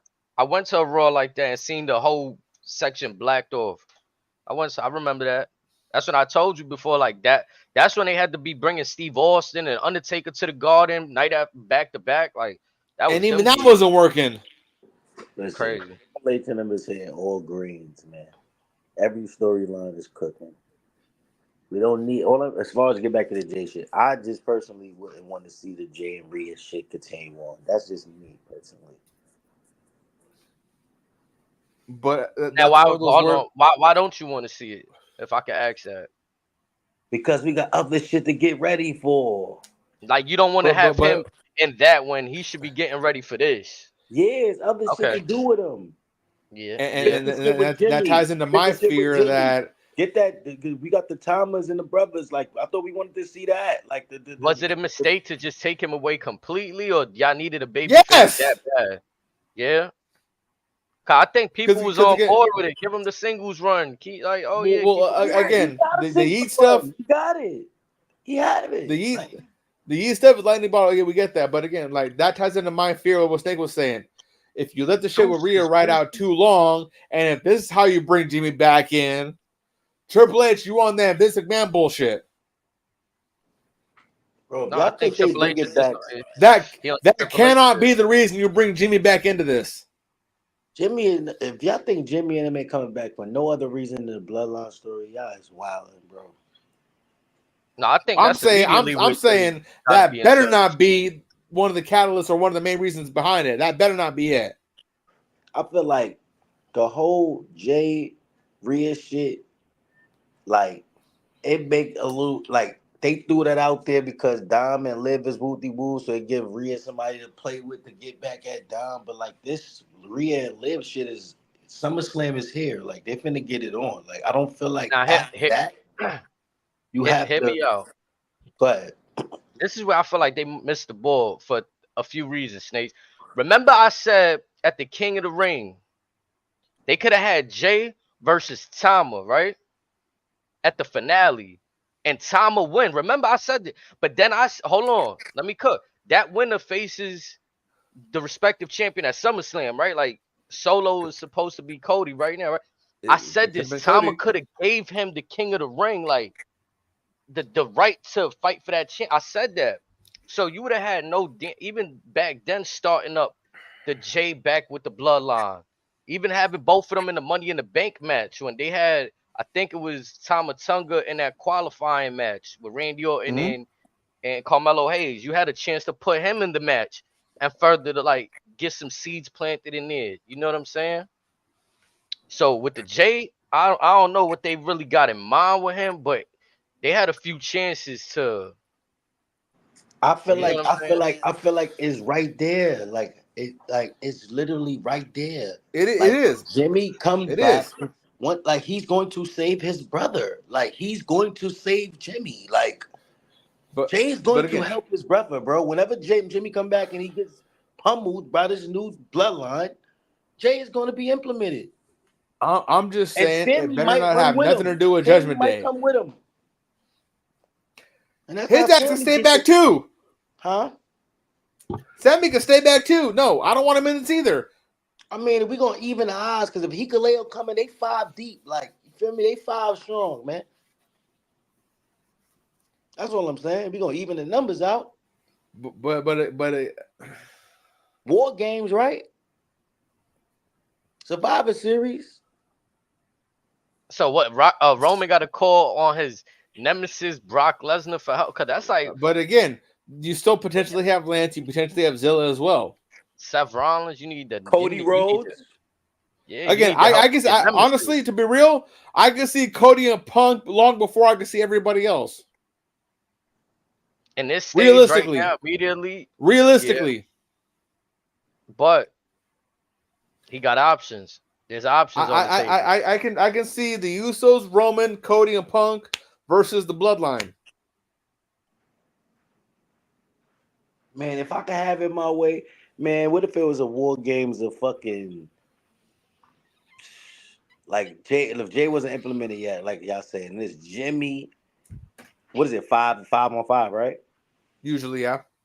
Jimmy, Roman, Brock, Punk, Cody versus Bloodline 2.0. Hikuleo, Jacob, Tama, Well, again, if you get a Lance or Zilla, you could do that. and The Rock, Tama, Jacob, Hikuleo, and Tonga versus Roman, Cody, Punk, Brock, Jimmy. That's crazy. Like I said, there's still time to incorporate Lance on Hawaii. There's still time to incorporate a Zilla Fatu potentially. There's still time for that if you want to go that route. If you're talking like with the Hikuleo, like Hikuleo has footage from 2-3 years ago putting in work. Like Zilla low-key coming on the scene. Zilla is on his run of like putting in the pain, putting in the dirty work. He's not coming right now. That's not. He does not have a 2-3 year library. It's one of those, the stuff he's done in the past is just one spot here, one spot there. Only his last year with Japan is when he actually started to get actual legitimate reps. So he essentially has 1 year on his belt. No different than Zilla. The difference is we've seen Zilla just from the jump like that. Hikuleo, he's been step by step in it.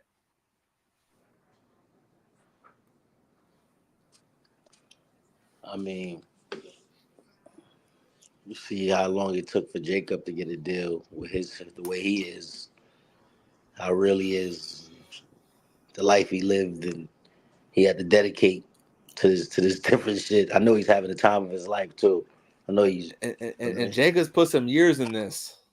Years. Yeah. But like I said, some folks got that ability from birth. Others actually have to put the work and actually get themselves to somewhere close to that level.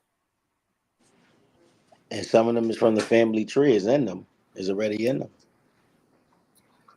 No one says in everybody though. Some folks, like I said, got to put that extra effort in You there. just don't like Hikuleo. That's what. No. I'm saying is you guys are putting on that level already. I'm saying he can be there, but he's got to get his reps in. Anytime I try to turn the corner and give Hikuleo away to how he can be successful, you shit it down. I'm trying to say is you're putting him on that same caliber as a Braun Breaker and being that dude from the jump. Hikuleo wasn't that dude from the jump. Family storyline that is one of the greatest things going in wrestling history. And the story doesn't make the talent. The talent makes the story. Listen, man. We don't be knowing everybody that when we go to these movies. I don't be knowing everybody sometimes. That'd be the first time. And I'm trying to let you know who the dude is. That'd be the first time I be seeing these niggas, and he done killed bad niggas in the movie. He's dope when I left. Like I'm giving you the whole character's origin story. I feel like if WWE wouldn't have signed him if they didn't feel he was ready. That's just my opinion, man. Again, signing him because he's ready is one thing. Signing him to mold him into what he can be is another thing. They signed Jacob. We seen him. They was getting hyped for him. Next thing you know, this nigga's doing flips off the shit on Cody Rhodes. Hikuleo is not Jacob Fatu. I'm sorry. Hikuleo could do a Aranaki and all that. I've seen it in his highlights. He could big boot. He could do shit. He actually has skills. He's 7 feet tall. He only got to move that leg this high off the ground. Fifth kid just moving. No, this nigga could jump off the rope. This nigga could do shit. Like he can do stuff. Like he was also working with guys that are 20, 30 years in the game. He went in the ring with just anybody. Again, he was doing them after school tutoring sessions essentially until he got that last tag team in the last 2 months with New Japan. Then when New Japan wanted to keep him on board to further his training He said, "No, I'm gonna go learn with my brothers." And I said, "All right, cool."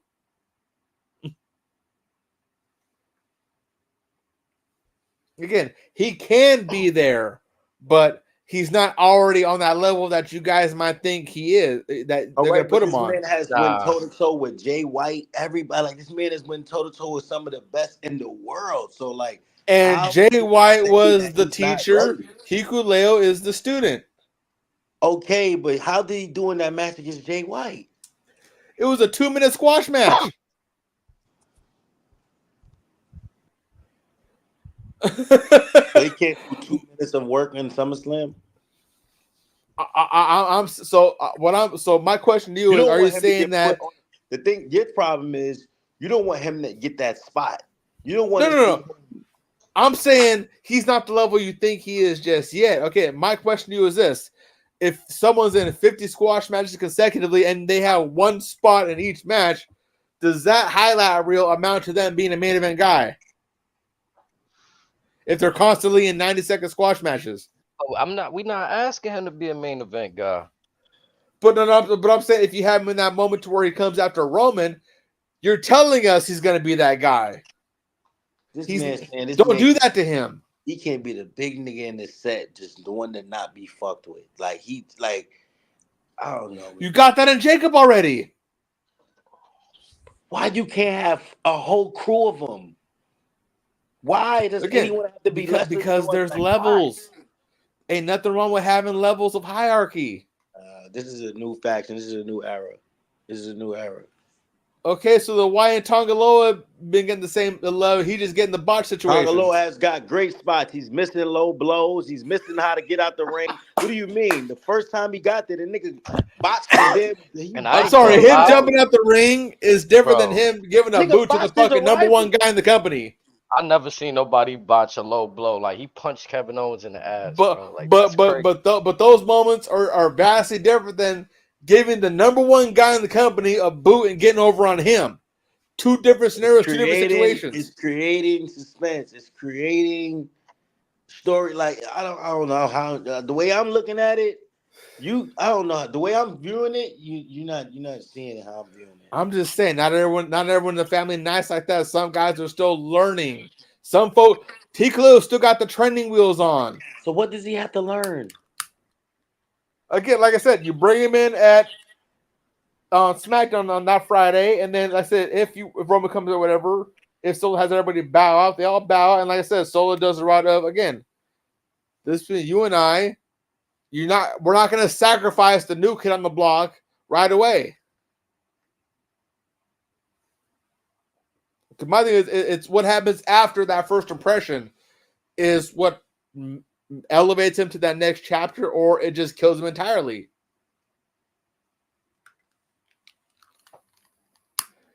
And again, this is somewhat similar to the Y6 situation. You treat it very delicately and carefully, otherwise, because again, if you make one wrong step, there's no coming back from that step.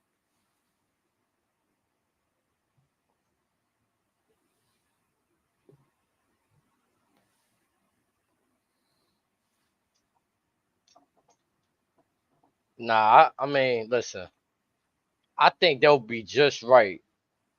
Especially having Jacob there already, like you said, he's the most dominant. You know what I'm saying? With all due respect to all of them, what they got going on, but he changed the game for them. Let's just be clear. You know what I'm saying? I also said he is the most gifted in the family. So the most gifted.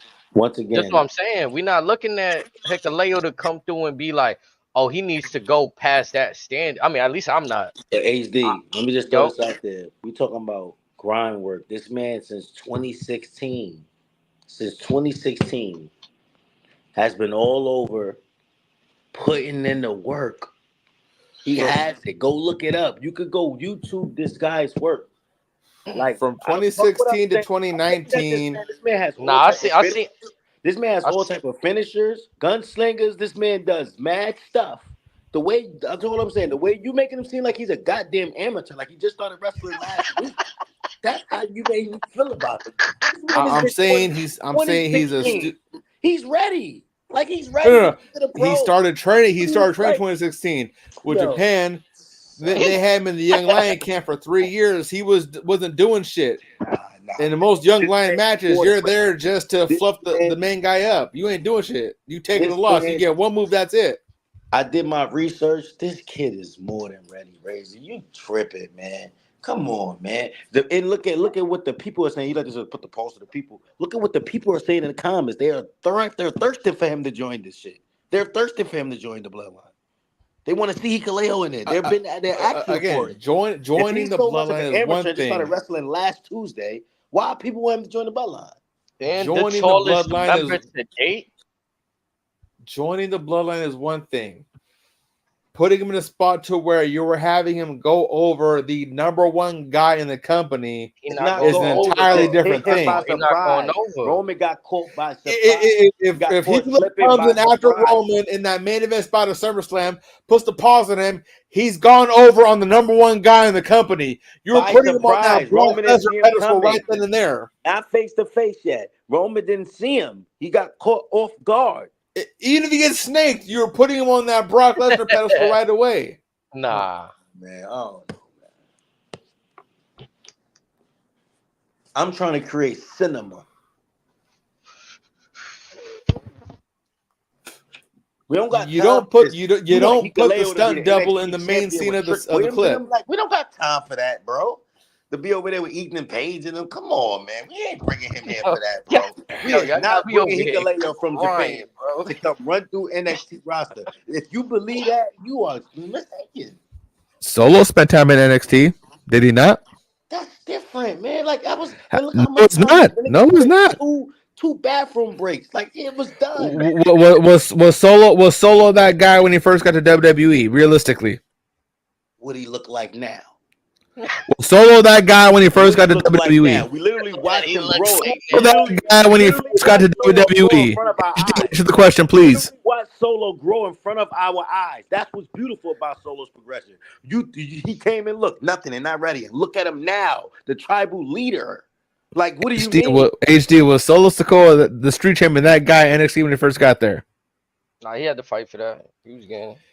Hikuleo got to do the same thing because he's got no more experience than Solo Sikoa. So again, the time in NXT wouldn't be the end of the world for him. Hikuleo will be that dude, but again, you don't rush a coal to turn into a diamond. Hikuleo didn't have the exposure for Jacob Fatu. He don't got the experience of Tongaloa and Tama Tonga. How you don't have the experience? This man been wrestling since 2016. He started training in 2016. In Japan, they don't put you on TV till they tell you're ready. And he went on TV till the second half of the fucking pandemic. Yo. He wasn't doing shit really. I watched his whole career.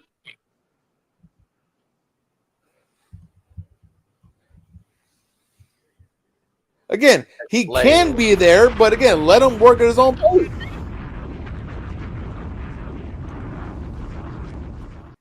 He ain't trying to like. I'm just telling you from what the film says, from what I've seen, what I rewatched in the film. Okay. I disagree. And like I said, I would love to be proven wrong. Do you remember his fight against Kevin Knight? Yes, That was not a great match. that was a good match, but again, we are comparing prodigies to students. Kevin Knight is fucking special in Japan. When WWE signs him, Ricochet could do fuck all he wants. Ricochet can go fucking wrestle in Puerto Rico, Germany, Iceland, whatever the fuck he wants. Kevin Knight is that fucking dude. When you're drafting scout from the NBA and they're looking at people to draft, they're looking at what can he do? What does he have? I'm looking at what he's doing in the ring with these people, the moves that he can be doing, and I'm saying, I see what WWE is like. You're stating Hikuleo is a 5-star recruit. I'm saying he's a 2.5, 3-star recruit. That's insane. That's the last low blow in that, brother. That ain't right, man. That ain't Again, no, it's the reps. It's the reps. He's better than Otis. But also it's like I'm critiquing him like he's a sophomore in college. Let him get the last couple more years in, get his degree. That 2.5, 3 could turn to a 4.5, 5. He's better than Cesaro. Cesaro been in the game like 15 years. All right, and my man been getting it in on the groundwork since 2016. He's coming up to the pros now. Like major league niggas be in the fucking Triple A's for 10 years before they come to the MLBs, and they're on the main roster and they're out in front of a whole bunch of people, right? Triple A's got a few people in the crowd. They come to MLB now, they're in the big arenas. You talk like in the crowd. How many people gonna be there? Like he will flourish with the crowd. He should be able to want to be motivated by that. So Snake. So you're saying he's Mariano Rivera-esque. I'm saying he's Carlos Rodon. I'm saying when I look at the tape, I see like, wow, this nigga got skill. You say he's a 2-star recruit. Like what? I've been watching. Again, big men has not always been able to do those type of moves with their size. Big men is not always capable to do it with a little finesse. But also let's add on to that. Some of the big men today have a personality. Him, he hasn't developed that yet. Him. Yeah, he has the boot. Yeah, he has the big splash, the enziguri. Once in a while, he can do a halfway decent tope. Okay. What was Baron Corbin doing tonight? Hikuleo's better than Baron Corbin. That wasn't my question.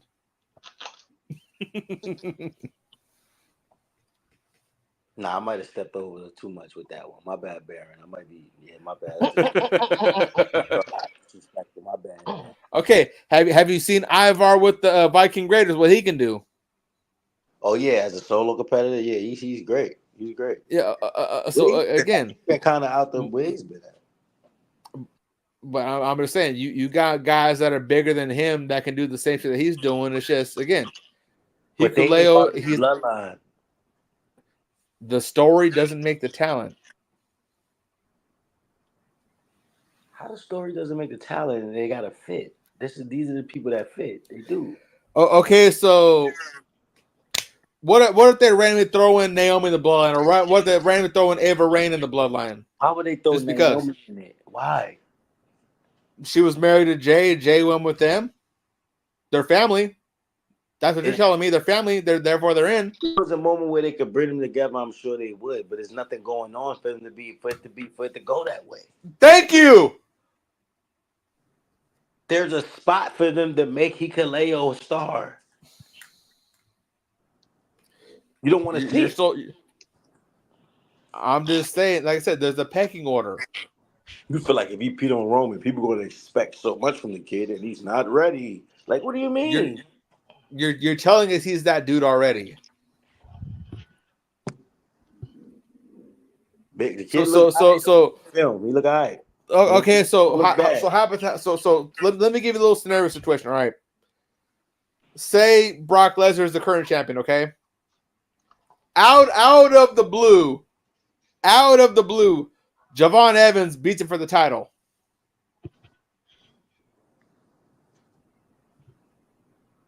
I rest my case. So you trying to HD? I'm just giving you a scenario with a similar situation. Javon That's what imagine what that would generate. Giant, big kid, like it's just I don't know. And it's not size is irrelevant. I'm comparing talent to star power. When you seen Braun Strowman for the first time, was it a big moment? It was a moment. I'm gonna call it a big moment. Nah, for me, I was like, "Who the fuck is this dude?" Come, what are we talking about? What? He's wilding. That was a major moment. Hikuleo been in the gym too. Look, he's had just as much time. I could be wrong. I think I thought you would be on board with this. He's had just as much time as Jacob. I'm saying you're asking too much too soon. That's all I'm saying. Braun Strowman got a big moment when he arrived, and he's not the greatest wrestler, man, but he had a big moment when he Braun Strowman came in as an accomplished power lifter.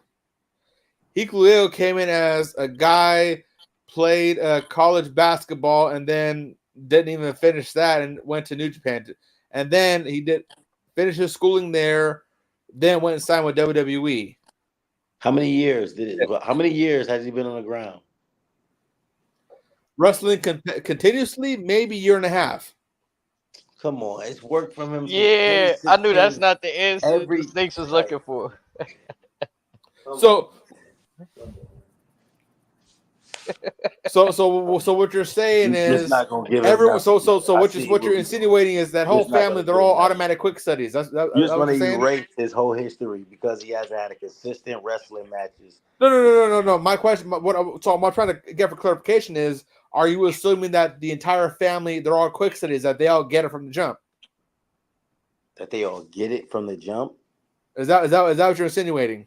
I'm saying that the fact that he's been doing this and wrestling since 2016, and he has like the groundwork showing him in the indies and doing all this stuff. Fundamentals, yes.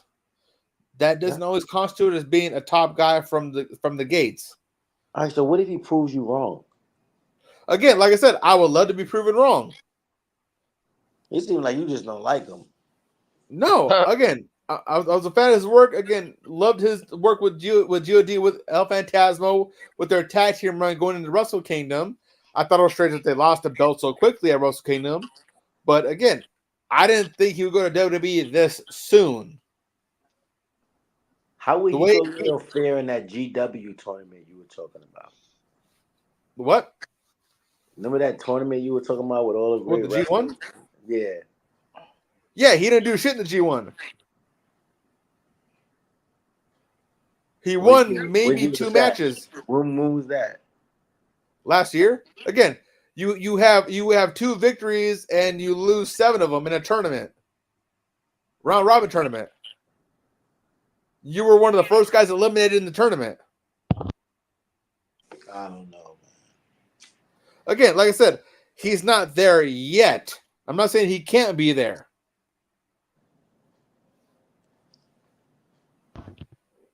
Nah, you're not selling us on him being there. I'm just saying there's no reason to rush everybody from that family. Sometimes it's okay to pump the brakes like he did with Solo. Again, when the Bloodline was first started, why didn't Solo come initially? Why did it take a little while for him to come until then? You think Johnny James should be on the Lakers? Nepotism. Like I said before, Snake, you were only further proving my point. I'm trying to corner him. He keeps punching out. You were only proving my point, Snake. Yo, I'm screaming, bro. This shit got it. And nah, it's because the reason this shit got it is because like I really feel like Hikuleo could come in and make a difference. But Razor painting this picture like he need to come through. And, I'm saying you don't bring him for something that monumental. Something like that is better. Is more suited for Jacob Fatu. What the fuck was Great Khali was doing before they had him come through run roughshod on WWE? He fought the Undertaker. That's what I said. It's Vince McMahon bullshit. All he did was a chop to the head. Vince McMahon bullshit. And he's a legend, ain't he? Vince McMahon bullshit. You gonna make me say it a third time? Oh shit, bro. I'm just saying, man. There's an opportunity for them to do something with the young fella. And again, the opportunity is you let him further hone his craft before you put him in the main event scene. Jade is literally on TV every week, and she is not even. So hold on, let me ask you something. To play Jade devil's advocate, and Hikuleo are 2 different levels of talent. Let me play devil's advocate then. So when Tonga Loa, I feel like he hasn't showed very much like of anything. And I'm glad you brought that up. I'm glad you brought that up, and I'll answer with this: why didn't they wrote him off the segment for the tag titles? Nah, that's facts. But like that's what I'm saying. So last week, I didn't see him get hit in the face at all. No, he did. Yeah, Remember what? No.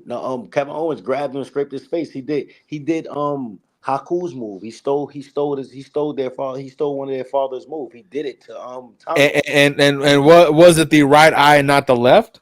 It was Are we something like certain of that? like he basically like pulled out his eye type move, like one of those, like trying to grab in your Okay, eye, scratch it I out. might have to I might have to rewatch that one then. But No, I again, remember but that. I reviewed this. I reacted to that, and I remember pointing that out when it happened. Like, oh shit, he really tried to like pull that nigga eye. That's how they painted it when it happened. Like, oh, he really took the move out of Haku's book. Like, that's how they painted it. So it made sense but when he came back with the patch. But then again, I get it. As a team player theory that HD has said in the past and all that, like we don't want to like understand like not wanting to have niggas in spots and fuck up. I'm saying it's a moment where the kid can have. You're saying you don't want to give him that moment. no. I'm saying that moment could be too big for him. Let's say you don't want it. You don't want him again. Like that, first impressions are everything. You don't want him to ruin that. When you bring him in, it's got to be special. If you bring him and Roman back to back, wouldn't one return supersede someone's debut potentially? What if he come through the ring, Razor? Like I said, the only way you got to bring him in is if you're gonna bring him in this weekend, it's got to be the Friday before SmackDown. We ain't doing the Undertaker McFoley shit. Bro, As you put it, we ain't doing the KFC shit. Motherfucking hand coming through the ring and shit like the You were, Undertaker. nigga, here. It's Nicoleo. Like, So apparently, do you know what has resurfaced today on the internet? The name Tala Tonga. yeah, that's his name when he comes. Goddamn. That's who the trademark was for. I hope to God not. So that kind of like lets you know that whose side he's gonna be on, kind of right there. Like it's right. Kinda, but nah. Like I feel Again, like it could be a swerve. Like, the internet has been wrung by WWE lately, so it could be just wolf tickets. yo, what does Sokoa mean? Sokoa. What does that mean? It's just the last name. It means nothing. Could it be all right? Let me paint another theory. Could it be a thing where like maybe Tonga grows jealous of his brother working with Jacob, and like Jacob might, you know what I mean? Because you know these niggas say, "Yo, Jacob might turn on niggas and go with like." Again, further down the road, I can see a world in which all three sons of Haku gang up on Jacob, but again, that's down the road. But we do fuck with Tonga just being outside, just chill vibe, right? Like he's good on that road, right? Yeah, but my initial point was much like with the Hikuleo. Again, Tongalo's been there before. He's had a couple moments. Still somewhat fun. He hasn't quite adapted as quickly as Tama Tonga has and as quick as Jacob has. Therefore, we can't guarantee Hikuleo is going to adjust just as quickly. What if we get none of that and we just get Solo and the Bloodline winning on SmackDown, and now the Bloodline and Ty got the whole gold. They got the heavyweight. They don't have the United States, but they got the heavyweight. They got the tag team, and he keep on poking the bear, which is Roman Reigns. You on mute, Razor?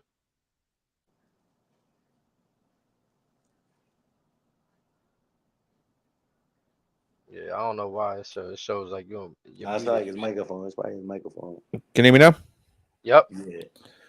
Yeah. So again, I can see that world too, but again, it's like you want to say the big moment for the heavy hitters. You don't want to, if anything, dilute that. You want those to be special because again, they've earned that spotlight. You don't, and then again, especially say Hikuleo comes out with it, does what he does, and when you get a match with, like I said, Roman and Hikuleo, and Roman beats him in less than 5 minutes, not breaking a sweat. My concern is that our first impression is it's done for. You've already established that there is a pecking order as opposed to just telling us that, hey, you got to go through him, then him, then him. Are we not from that pay-per-view era where things always didn't go the way that we thought it was going to go? Like pay-per-views ended on like notes where we had to wait for the mark. It was like, oh shit, we didn't expect that. Like I'm from that era where Stone Cold was laid out when the pay-per-view was going on. Or The Rock was laid out. Okay. Like, why does it always have to be the return has to go?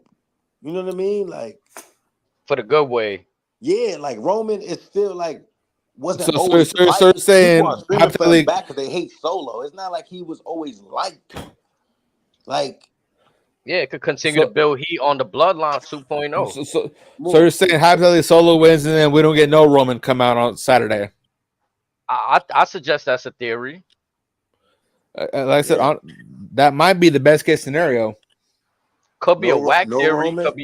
It could be one that we don't like. Because like Razor's saying, so what moment do you bring him? Let's say Solo captures the title. Will him and Cody go back and forth? Does Cody get it back from Solo? Like, what they're gonna be playing back and forth? Like, I don't think that Bad Blood PLE is presented if it's not gonna like that. You know what I'm saying? Like What do you mean? and that's like where that Cody's from, right? That PLE is gonna be Bad Blood.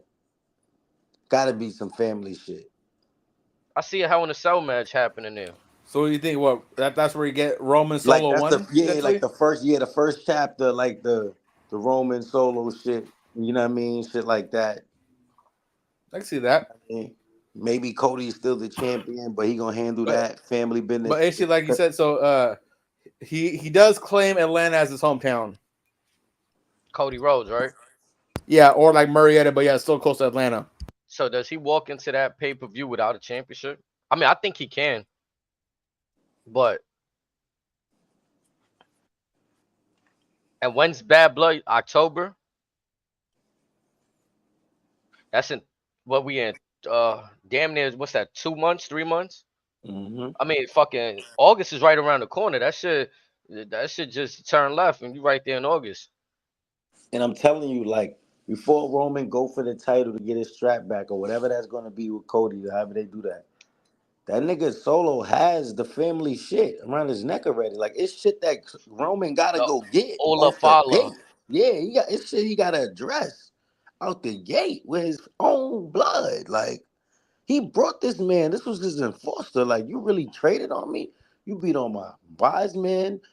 You've been like, and then let's not forget about The Rock. It's like we're not saying The Rock no more enough. We're not mentioning him in this stuff. I think The Rock does what The Rock does, and that's what's beautiful. So, I think he's gonna see the hold on. landscape of real all quick this. on that part. Real quick on that part. So,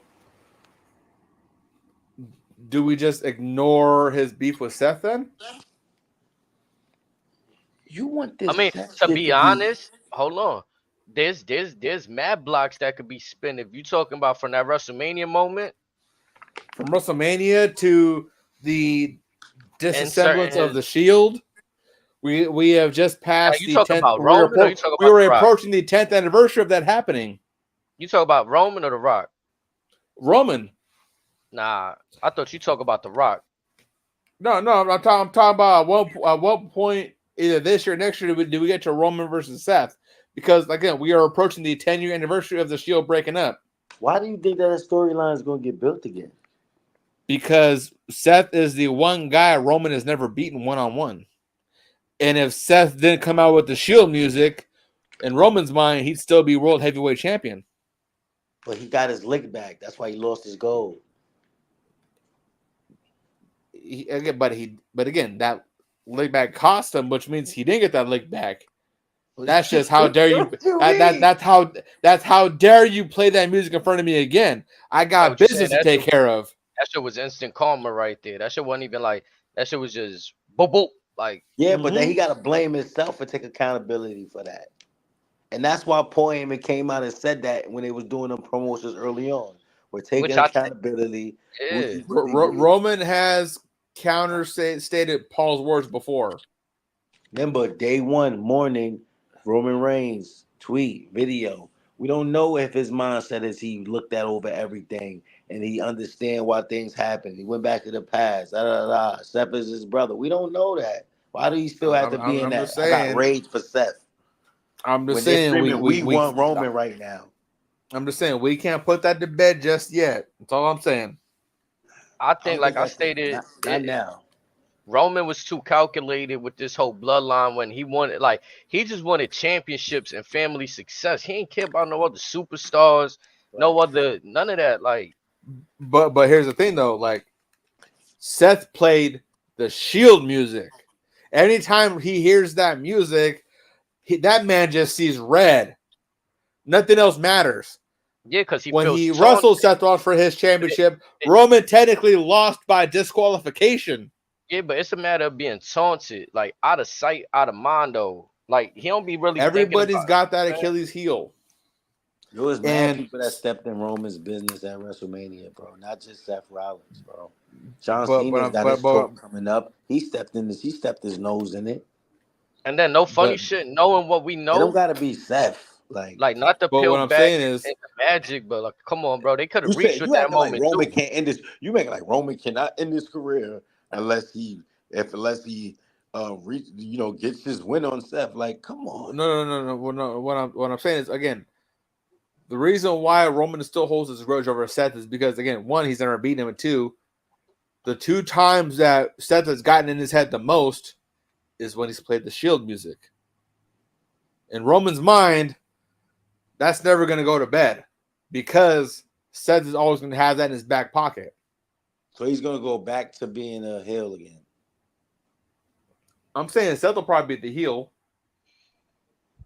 because we're slowly seeing that happen, because I've noticed that Seth has brought back the logo from his Architect days when he was an absolute prick. I'm almost in that cup. I told you in that cup some 100 proof whiskey. My boy talking that talk today, boy. I tell you. Okay, it's been a long week. I've been paying attention to everything. Again, I'm just saying this is one of those stories where it may not happen now or next year or whatever, but we cannot put this to bed just yet. Because like I said, in Roman's mind, if Seth never had the audacity to play that music, he would still be champion. I think the family shit to me though matters. Like family, when you put in family, I don't know, everybody look at shit differently, but like family is more like, okay, you know what I'm saying? But to me, it's more. Not all the family is on SmackDown. How do we get the family back together? Some of them on Raw. We've seen this Seth year. Rollins is also on Raw, ironically. We've seen this year the brands be shared. We've seen it. It's not like it's something that can't happen. You know what I'm saying? Like, okay, so say Solo beats Roman round 1. Roman is banished to Raw. That could be something. Therefore, we may have to wait for the Rumble or something like that for Roman to get his hands on Solo. That could be a possibility. If we keeping it real, was Roman ever drafted? No, he's a free agent. Exactly. So he could do whatever the fuck he want. But that's what I'm saying. Say when him and Solo run round 1 and Solo wins on some bullshit, Solo could tell him, you have been banished to Monday Night Raw. You are not allowed on SmackDown. Therefore, Roman's next option would be what? The Royal Rumble. Maybe Money in the Bank. Elimination Chamber. Nah. That shit around Solo. Because Roman ain't winning round 1. I can promise you that. That shit around Solo neck. He need that. But you think Solo's gonna win round 1? You said what? You said you So actually. you're saying Solo Sikoa is gonna lose round 1? To Roman? Yeah. Might be a no contest. I say Solo wins either dirty as hell or definitively. Depending on the stipulation. Dirty as hell. Yeah, got but it. again, if it's gonna be a no DQ style, it's gonna be definitive. Bro, when Roman come back, That nigga. Especially if Roman come back jacked, like if he come back looking in better shape, Solo, than he left. Like Solo is most definitely not losing his spot at the head of the table. especially If with who he's Roman, got if recruited Roman already. take out Jacob, Solo gonna see fucking like God. Like I'm telling you, like niggas. But All right. I'm saying it'll take him, Jimmy, and Jay to take out Jacob that first time. They are not. They trust me. They are not wasting Jacob Fatu to a one-on-one. I guarantee you that. Wait. So let me ask you a question now. So you okay with Jacob being put on that Rock Roman level? I'm saying Jacob Fatu gonna get that Gunter type streak, or something pretty damn close. He already. I'm just saying, Hikaleo can't come and get a moment, but Jacob can come in and put in right on this So level. fucking Lutely he can. Nah, There is levels. nah, he can get Rocking him level. He's on that level, Jacob.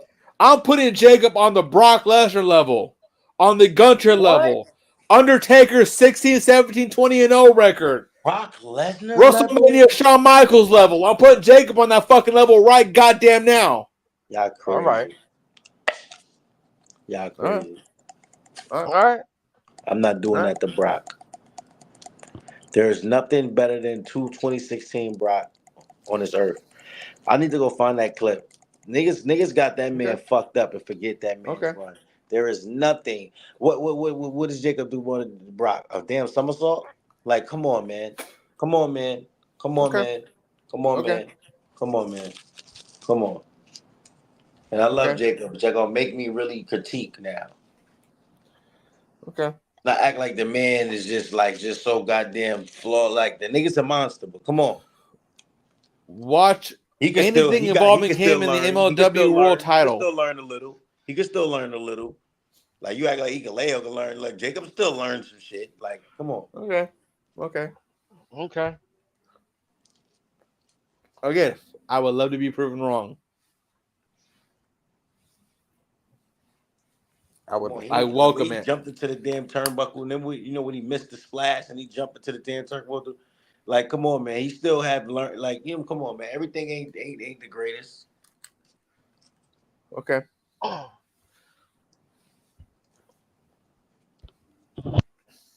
love this.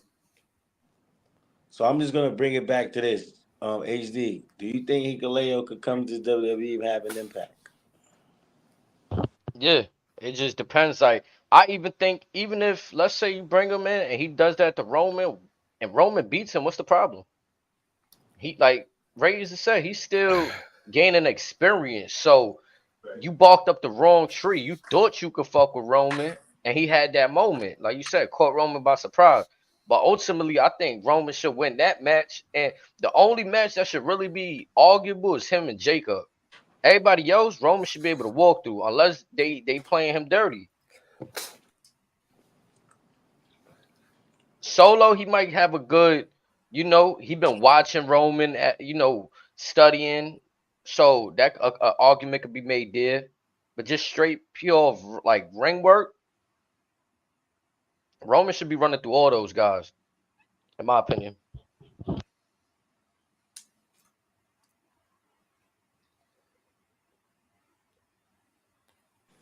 And y'all don't expect Roman to have a certain like you say, been working out with certain people. Like he's gonna come back a savage. But and not That to he will.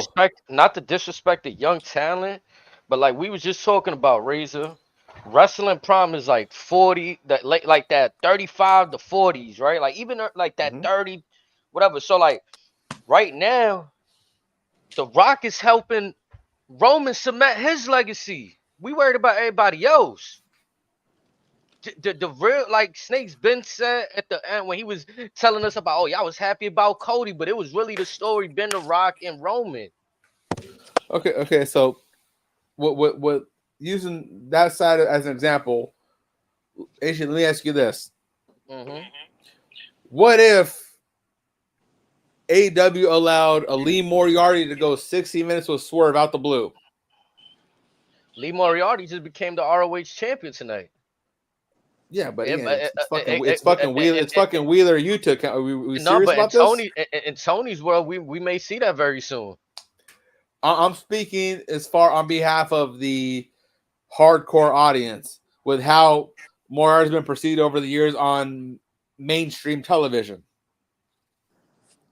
Out the blue, whatever, has a one-on-one match, not even an eliminator, a one-on-one match with Swerve.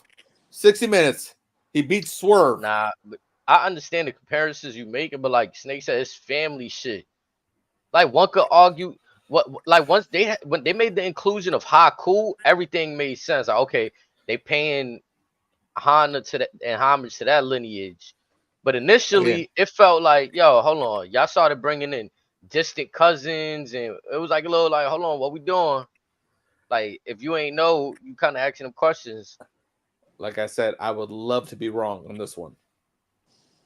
I think it's a chance for both y'all to be right, actually. Like, to be honest, like there's no wrong here in my opinion. Like, the only wrong that could be done is like if they fumble the bag. If one situation happens, they have to be careful about the follow up. That's basically my concern. Facts. And right now, all the other outputs, they're cakewalks. There's one situation where they have to tread very lightly after they go down that road. Specifically, I'm not trying to shit on Tonga, but I don't even think there's nothing Hikuleo could do that to like make Tonga look better than him right now. Like, you know what I'm saying? Like, that's why I think it's easy to place Hikuleo in that moment. Tama Tonga's dropkick on par with Randy Orton's.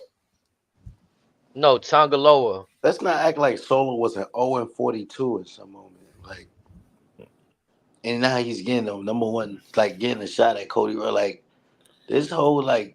Again, I get it. The win, I get the win-loss record doesn't matter. But what I'm saying is, like, if when the Bloodline started, my comparison is why does Solo have to still be on NXT for a few months instead of bringing him up from the jump? What warrants Hikuleo that acceleration route? The Bloodline story wasn't as sizzle that it is right now. But I'm saying, like, but just because the story is hot, in my opinion, too much. So because they had Sammy and all that, so like he still could have won that. Like they didn't need him to do much at that time. But it was a time where folks wanted Solo there. My point is, if his time wasn't warranted at the time, there's no need to rush it. Therefore, there's no reason for Hikuleo to run roughshod in NXT. That way, you solidify himself as an absolute monster killer, and then everything goes according to plan. I just think if the fans didn't revolt behind this whole Cody Rhodes scenario and they made the pivot, we might like I feel like for sure we would have seen a different route with this whole Bloodline angle. You know what I'm saying? If they stuck with Rock and Roman, yeah. Oh, we'd be seeing a fucking actual boycott at the venues.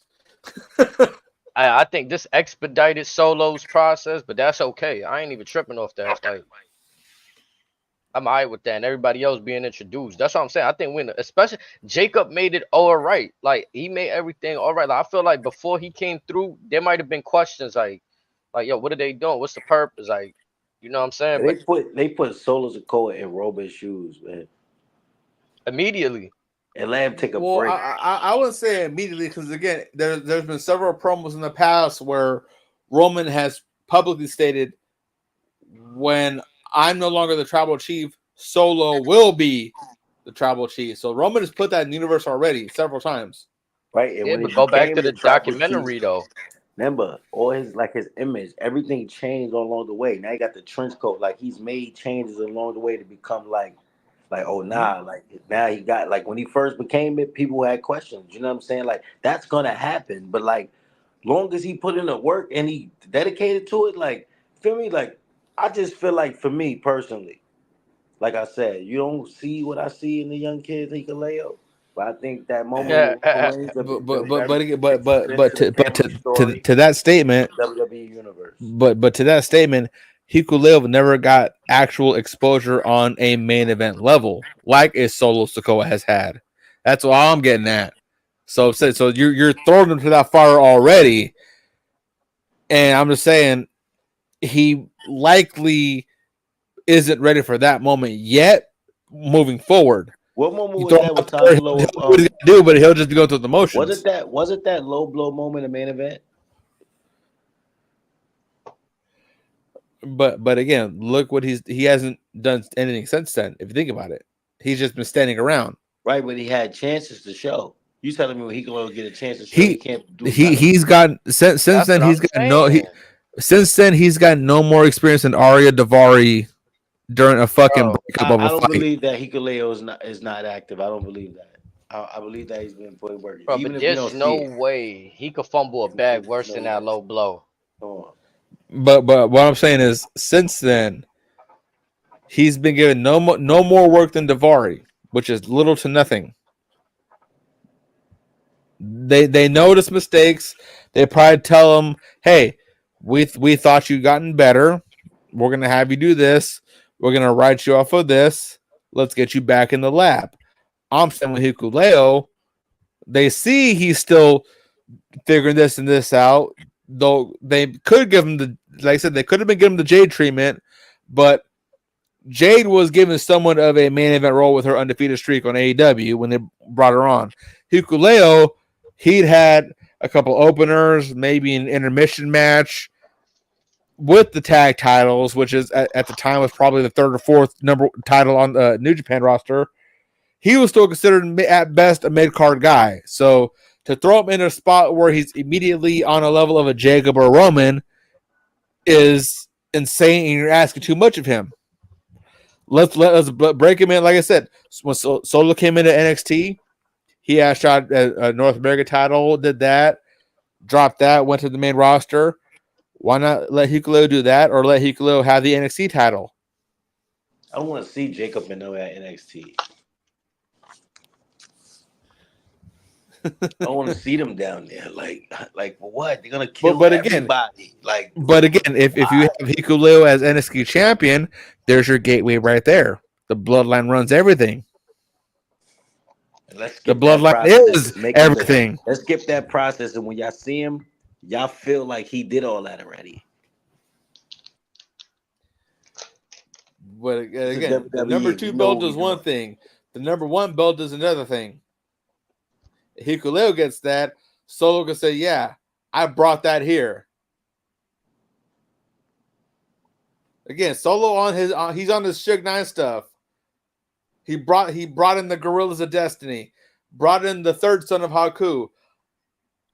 Yeah, the girls are working on their shit, but guess what? I got the werewolf. I got Jacob. I got the guy the family tried to kick out. He back in the family now. I did this. I run everything. I decide who holds gold in this family and who holds gold where.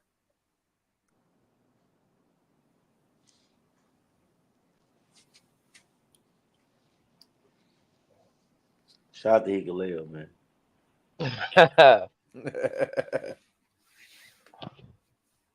Like I said, he will be a top star. It's just that's it. Like The Rock said many a time, everybody has to know their role. Man, Hulk Hogan didn't have a lot of moves, man. 3 punches to the head, 3 to the ropes, big boot, leg drop, like body slam. Like he ain't have a lot of moves, man. And he was well feared. Hulk Hogan was the number 1 guy in Japan when he came to WWE. Hikuleo was one of the more. Hikuleo ain't even in the top 20. Yeah, you don't like this brother. No, I'm putting him on where he actually was on the hierarchy. Hikuleo fucked up. I'm not saying he can't be there. It's just where they currently plucked him. It's where he's at. I get it. He fucked up your G1 bracket. You heard? Sorry. Right, he fucked up the ticket. Nigga fucked up a wrestling parlay. I had him going 500 in the G1. I'm gonna be honest with that. But again, the folks that beat him didn't go far either. We look. We done cracked the code. He had him on the ticket, you yo. got But the deeper I always have high hopes for debutantes in the G1 because it's rare for debutantes to go far in the G1. So I always have that again on them. Like Aishi said, I have high standards. Yeah. I have a certain level. There's a certain level of excellence. I expect that caliber. And again, if you ain't Now, cool, I close respect to your that, analysis on this shit. Like I do, I really do. But I definitely thought that you would. I ain't see that you was like I'm saying like take this slow, Ikele. I thought you would be all right with him coming into the situation and being Now- like that giant figure, like you know what I mean. now again, had he had maybe 6 months or a year longer with New Japan, I probably would have been more on your side because again, he would have been proving it over here. He would have been establishing himself because again, he was just getting his feet wet when they tried to give him that little limelight. So he kind of dipped his big toe in. His contract ran out. He told them folks, "Hey, with all due respect, I'm gonna go with my brothers." They said, "Hey, it's all love. Go do you." He could be. Who knows how long he's been over there?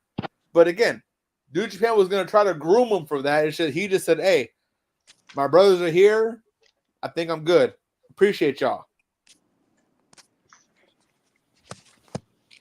Yeah. But again, like I said before, you don't rush greatness, and like they did with Jade, ain't no problem with taking your time. I mean, fuck it, for God's sakes, AEW had Camille Stackhouse on the payroll for almost a full year before they debuted her. So again, WWE can get away with a couple months on the payroll before they roll them out. Now I'm interested to see, man. I really am. Almost definitely. But again, like you don't want to put him in a situation to where it comes across as you're setting him up for failure. That's all I'm getting at. Yeah. Now I got you.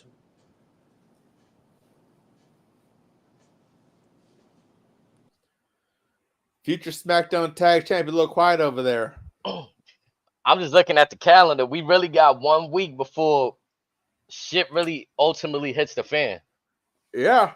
Shit is gonna hit the fan. And I think it might even happen, like I was saying early in the show, it might happen as early as Friday.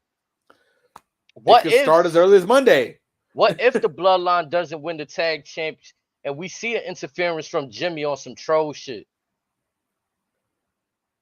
Yeah. Like, it could start there on Friday, making you want to tune into Saturday to see, whoa. Jimmy definitely got static with Tama. You feel me? Like, that's who kicked him out the Bloodline. Right. And again, SummerSlam is a co-branded show, so say if they're trying to stomp out Jimmy, Jay could come out and be like, "Hey, y'all better leave my brother alone. Is good. What's happening?" Jimmy is the gatekeeper of people winning championships. He done stopped Jay on plenty of occasions. You were gonna stay on that hill forever, ain't you, HD? Yep, the gatekeeper. Do it one more time. Why don't you? Or attempt at least, a failed attempt. Just to throw in suspicion, like, whoa, hold on. These guys actually may not be able to handle this version of the Bloodline, right? Like, because, realistically, like, if you say Jimmy goes out there by himself, aside from being a distraction, like, I don't expect him to wash Tama Tonga and Jacob by himself. Oh, you still have KO and Randy potentially too. That'd be something. Because again, like I said, Jimmy could come out and then potentially try to. They could do a backstage deal to where Jimmy tries to tell Jay, "Hey, I need my brother. Come on, let's ride." And then Jay has that. I don't know, because remember what you did to me last time? I don't know. I don't know. You did me dirty last time.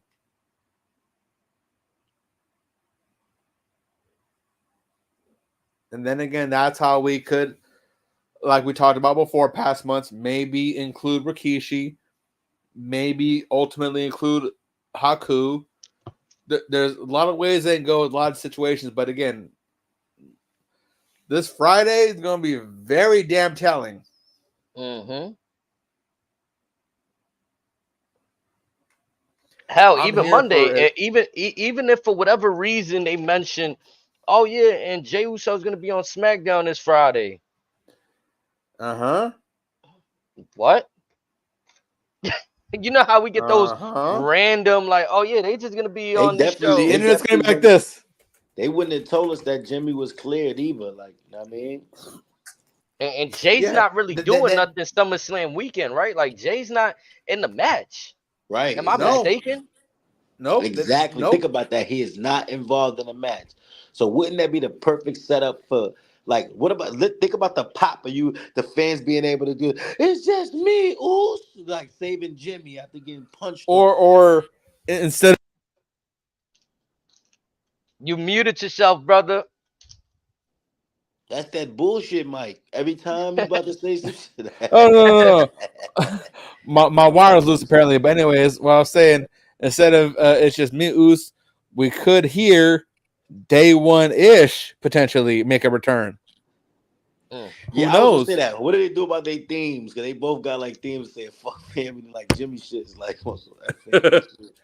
So again, we could see the return of day one ish. Right, that'd be crazy. But that's there's a lot they can do that this week, and again, I'm here for it. I'm here for the most chaotic theories as possible.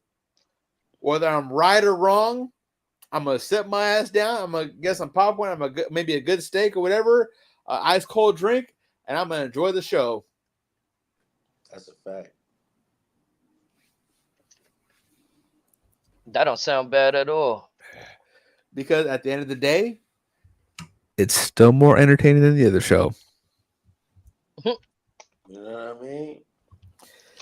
They don't need 4 hours to get a movie across. They can get it done in 2.5 to 3 whenever they want, to be honest. and folks will willingly rewatch it.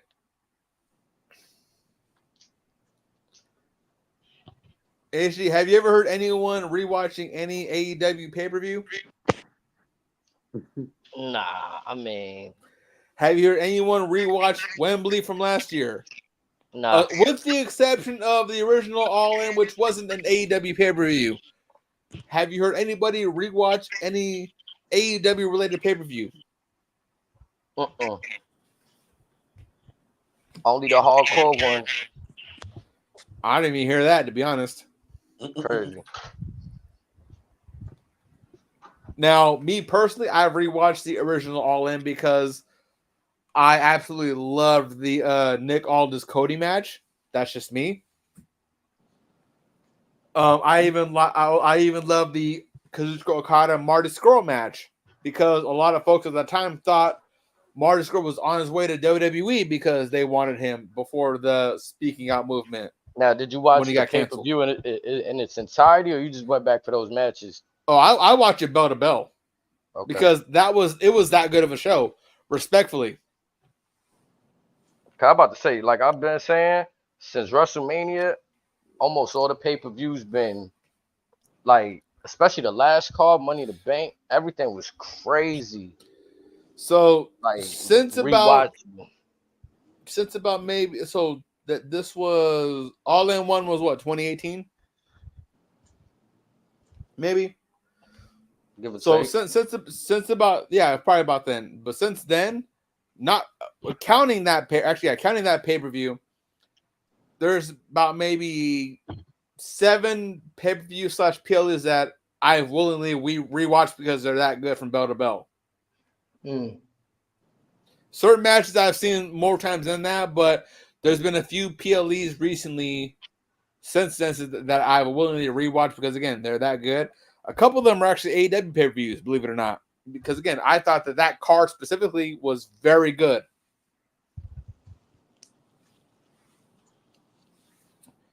Now that card would probably be maybe the first Revolution they had. I think it was last year before last. I don't remember the year, but again, very strong card. Even though it was a 4-hour show, but again, a lot of them have been WWE cards. I've seen No Way Out 2004 probably about 8 times. I've rewatched WrestleMania 20 about 3 times. Primarily because the triple threat we got at the end. I rewatched WrestleMania 19 because of the Brock Lesnar Kurt Angle match. I rewatched the WrestleMania, I forget what number it was, but the WrestleMania where it was called the End of an Era, Triple H, Undertaker, Hell in the Cell with Shawn Michaels as a special guest referee. Hell, did you ever watch the Good Brothers PLEs or pay-per-views, the Taga Shoppa Manias? Nah. Again, get cross-faded as you physically can. Watch those shows. It will be the most entertaining 2 hours of your life. If you're cross-faded. If you're sober, some of it's pretty funny if you can understand the Good Brothers style of comedy, but if you're fucked up, you were in for a party. Bet that, yeah. I ain't never see those shits. Yeah, you got Chavo Guerrero versus Rocky Romero's gimmick of Chico a Luchador. You got in Taga Shop Mania 2, you got Johnny Nitro or Hennigan dying on some Mortal Kombat type shit in a match. Same with Taya Valkyrie. You got Enzo Amore cutting a promo in the first Taga Shop Mania. There is a certain match on Taga Shop Mania 1. And again, like I said, I say watch this intoxicated because of this match alone. There's a match that involves anywhere from 80 to 200 dildos. Nah. Do with that information what you may. I He saw said what I do it, saw. Like I said, you have to be inebriated to watch this match to enjoy it for the comedic purposes. Screaming. Or get high as fuck on some edibles or whatever the fuck. Like find a way to make it funny for you. They rip off Evolution a couple of times with some shit. The second one, which kind of funny how they did it. Yeah, there's a lot of parodies in there.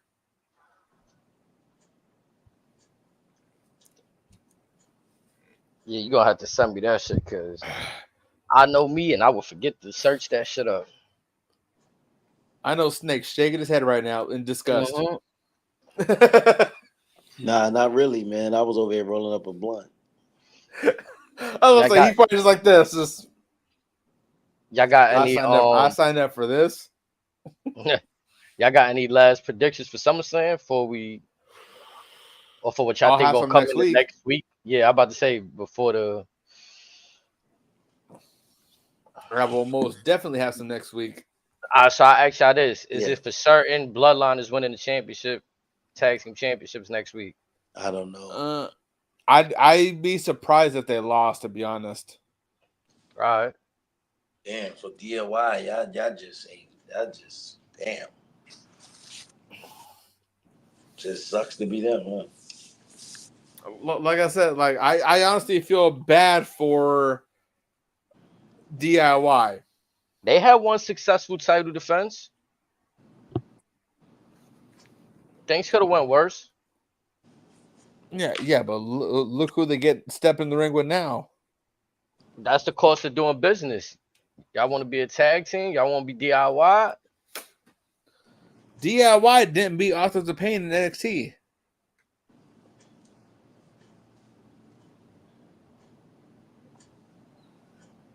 It's an uphill battle. Exactly. It's an uphill battle they face next week. It's hard to not see the Bloodline winning. Again, the only thing I can see is some interference, some distractions, but even then, I don't think it's enough. Unless we get some bullshit from Cody and Solo, and that's an interesting or whatever, but even then, that'd be a waste. Again, I don't see a world in which the Bloodline loses that match.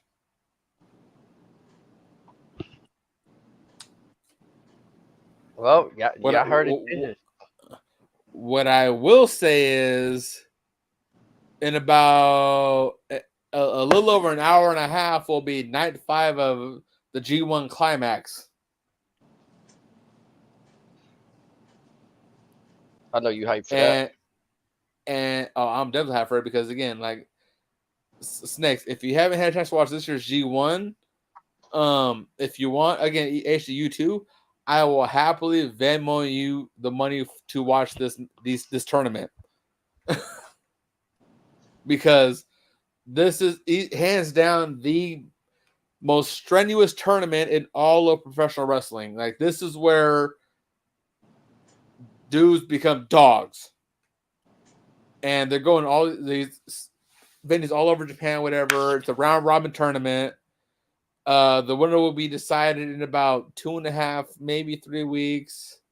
We are entering night 5 tonight, and it's block action. Each block has about 10 folks in there. I believe tonight is A block. Yeah, A block. Fellas, you will see quality shit every night the G1 is around. I guarantee you.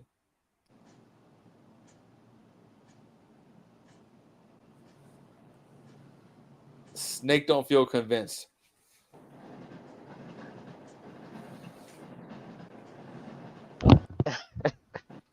HD, I can feel the shame in that little laugh right now as well. Man, the silence tells it all. I get it. I get it. The time zone freaks you out. The time zone gets me as well. Midnight for me, 3 a.m. your time. Believe it or not, that is fucking early for a New Japan show. Usually it's like 5:30, 6 a.m. your time when they start, and 3 a.m. my time. Yeah. And it'd be a little bit of wrestling. For me, it'd be a little bit of wrestling fatigue too, and as to where like I'm really on top with the WWE stuff. So like you said, it's 3 a.m. to try to go out my way and catch. If it was more the reasonable time, like I try to catch the New Japan American show on Access more now.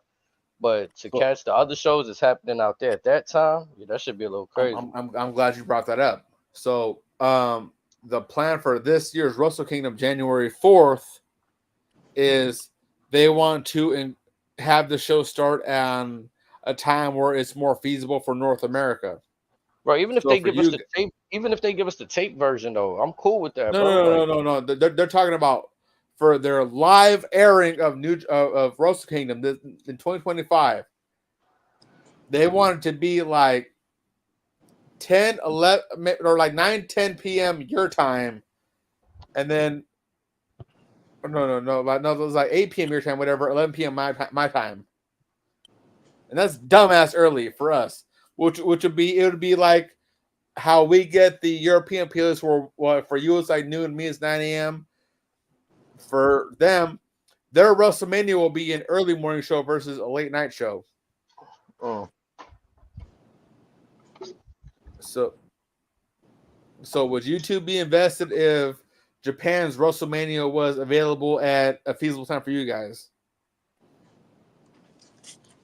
I will watch it just to like, because you know what I mean, just to get it, you know what I mean, get hip. Yeah, so that's likely the plan for this year, and then also January 5th, which has traditionally been a house show for New Japan, will now be a quote unquote pay-per-view for AEW, New Japan Cross Promotion, but they haven't said much of that. One dude from New Japan, Gabe Kidd, has challenged MJF to essentially not so much a wrestling match, but essentially a fade for that match, for that card, saying you claim you that dude or whatever. All right, bring your ass to Japan. I'll show you what a man is about. But definitely Wrestle Kingdom, it'll likely be a late night show for us as opposed to an early morning show the following day. So once we get more info on that, I will gladly keep you jumping in loop for that because you will not want to miss that. Like I said, it's Japan's WrestleMania. Wrestling shit gonna be heating up. That's it. I'm fucking amped up for this damn G1. I mean, everyone has their odds on favorites, but like me, HG always say, we enjoy the chase to get to that race. We enjoy what goes on before then. Yep, that's what it be for me. That's why it's rare you see a case like Damian Priest where, like, I think you might have had some fans that wanted him to hold the championship, but you seen where he was at in the story. We didn't think this ring would be this entertaining. Right, like, you know what I'm saying? So it's good to see the reverse side, like, okay. But when you expect something because of how the chase was, it's kind of like almost like Roman Reigns when it first started, wreck everyone and leave. That's how it started. And much like the whole back forward mistake regarding Hikuleo, it's like I would be happy if I'm wrong because, again, I would love to see how we get there. Mm-hmm. Because that makes me that much more invested in the story and the road to how this particular tale, this chapter. Yes, I don't get what I want. We're going this route. All right, cool. Seatbelts buckled in. Popcorn's going. I'm in an IMAX theater. I'm chilling. Let's go.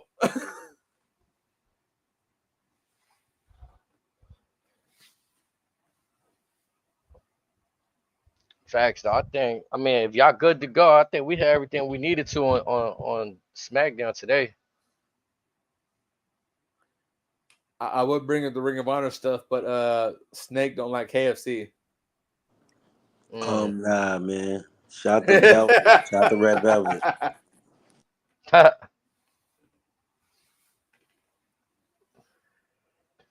Yeah, again, Red Velvet, again, much deserved. Lee Moriarty, again, he's been a veteran of the game for a minute. Shout out to you. Everyone else, Facts, chat. You know, we're going to roll y'all out right, though. You know what I'm saying? Appreciate y'all for listening.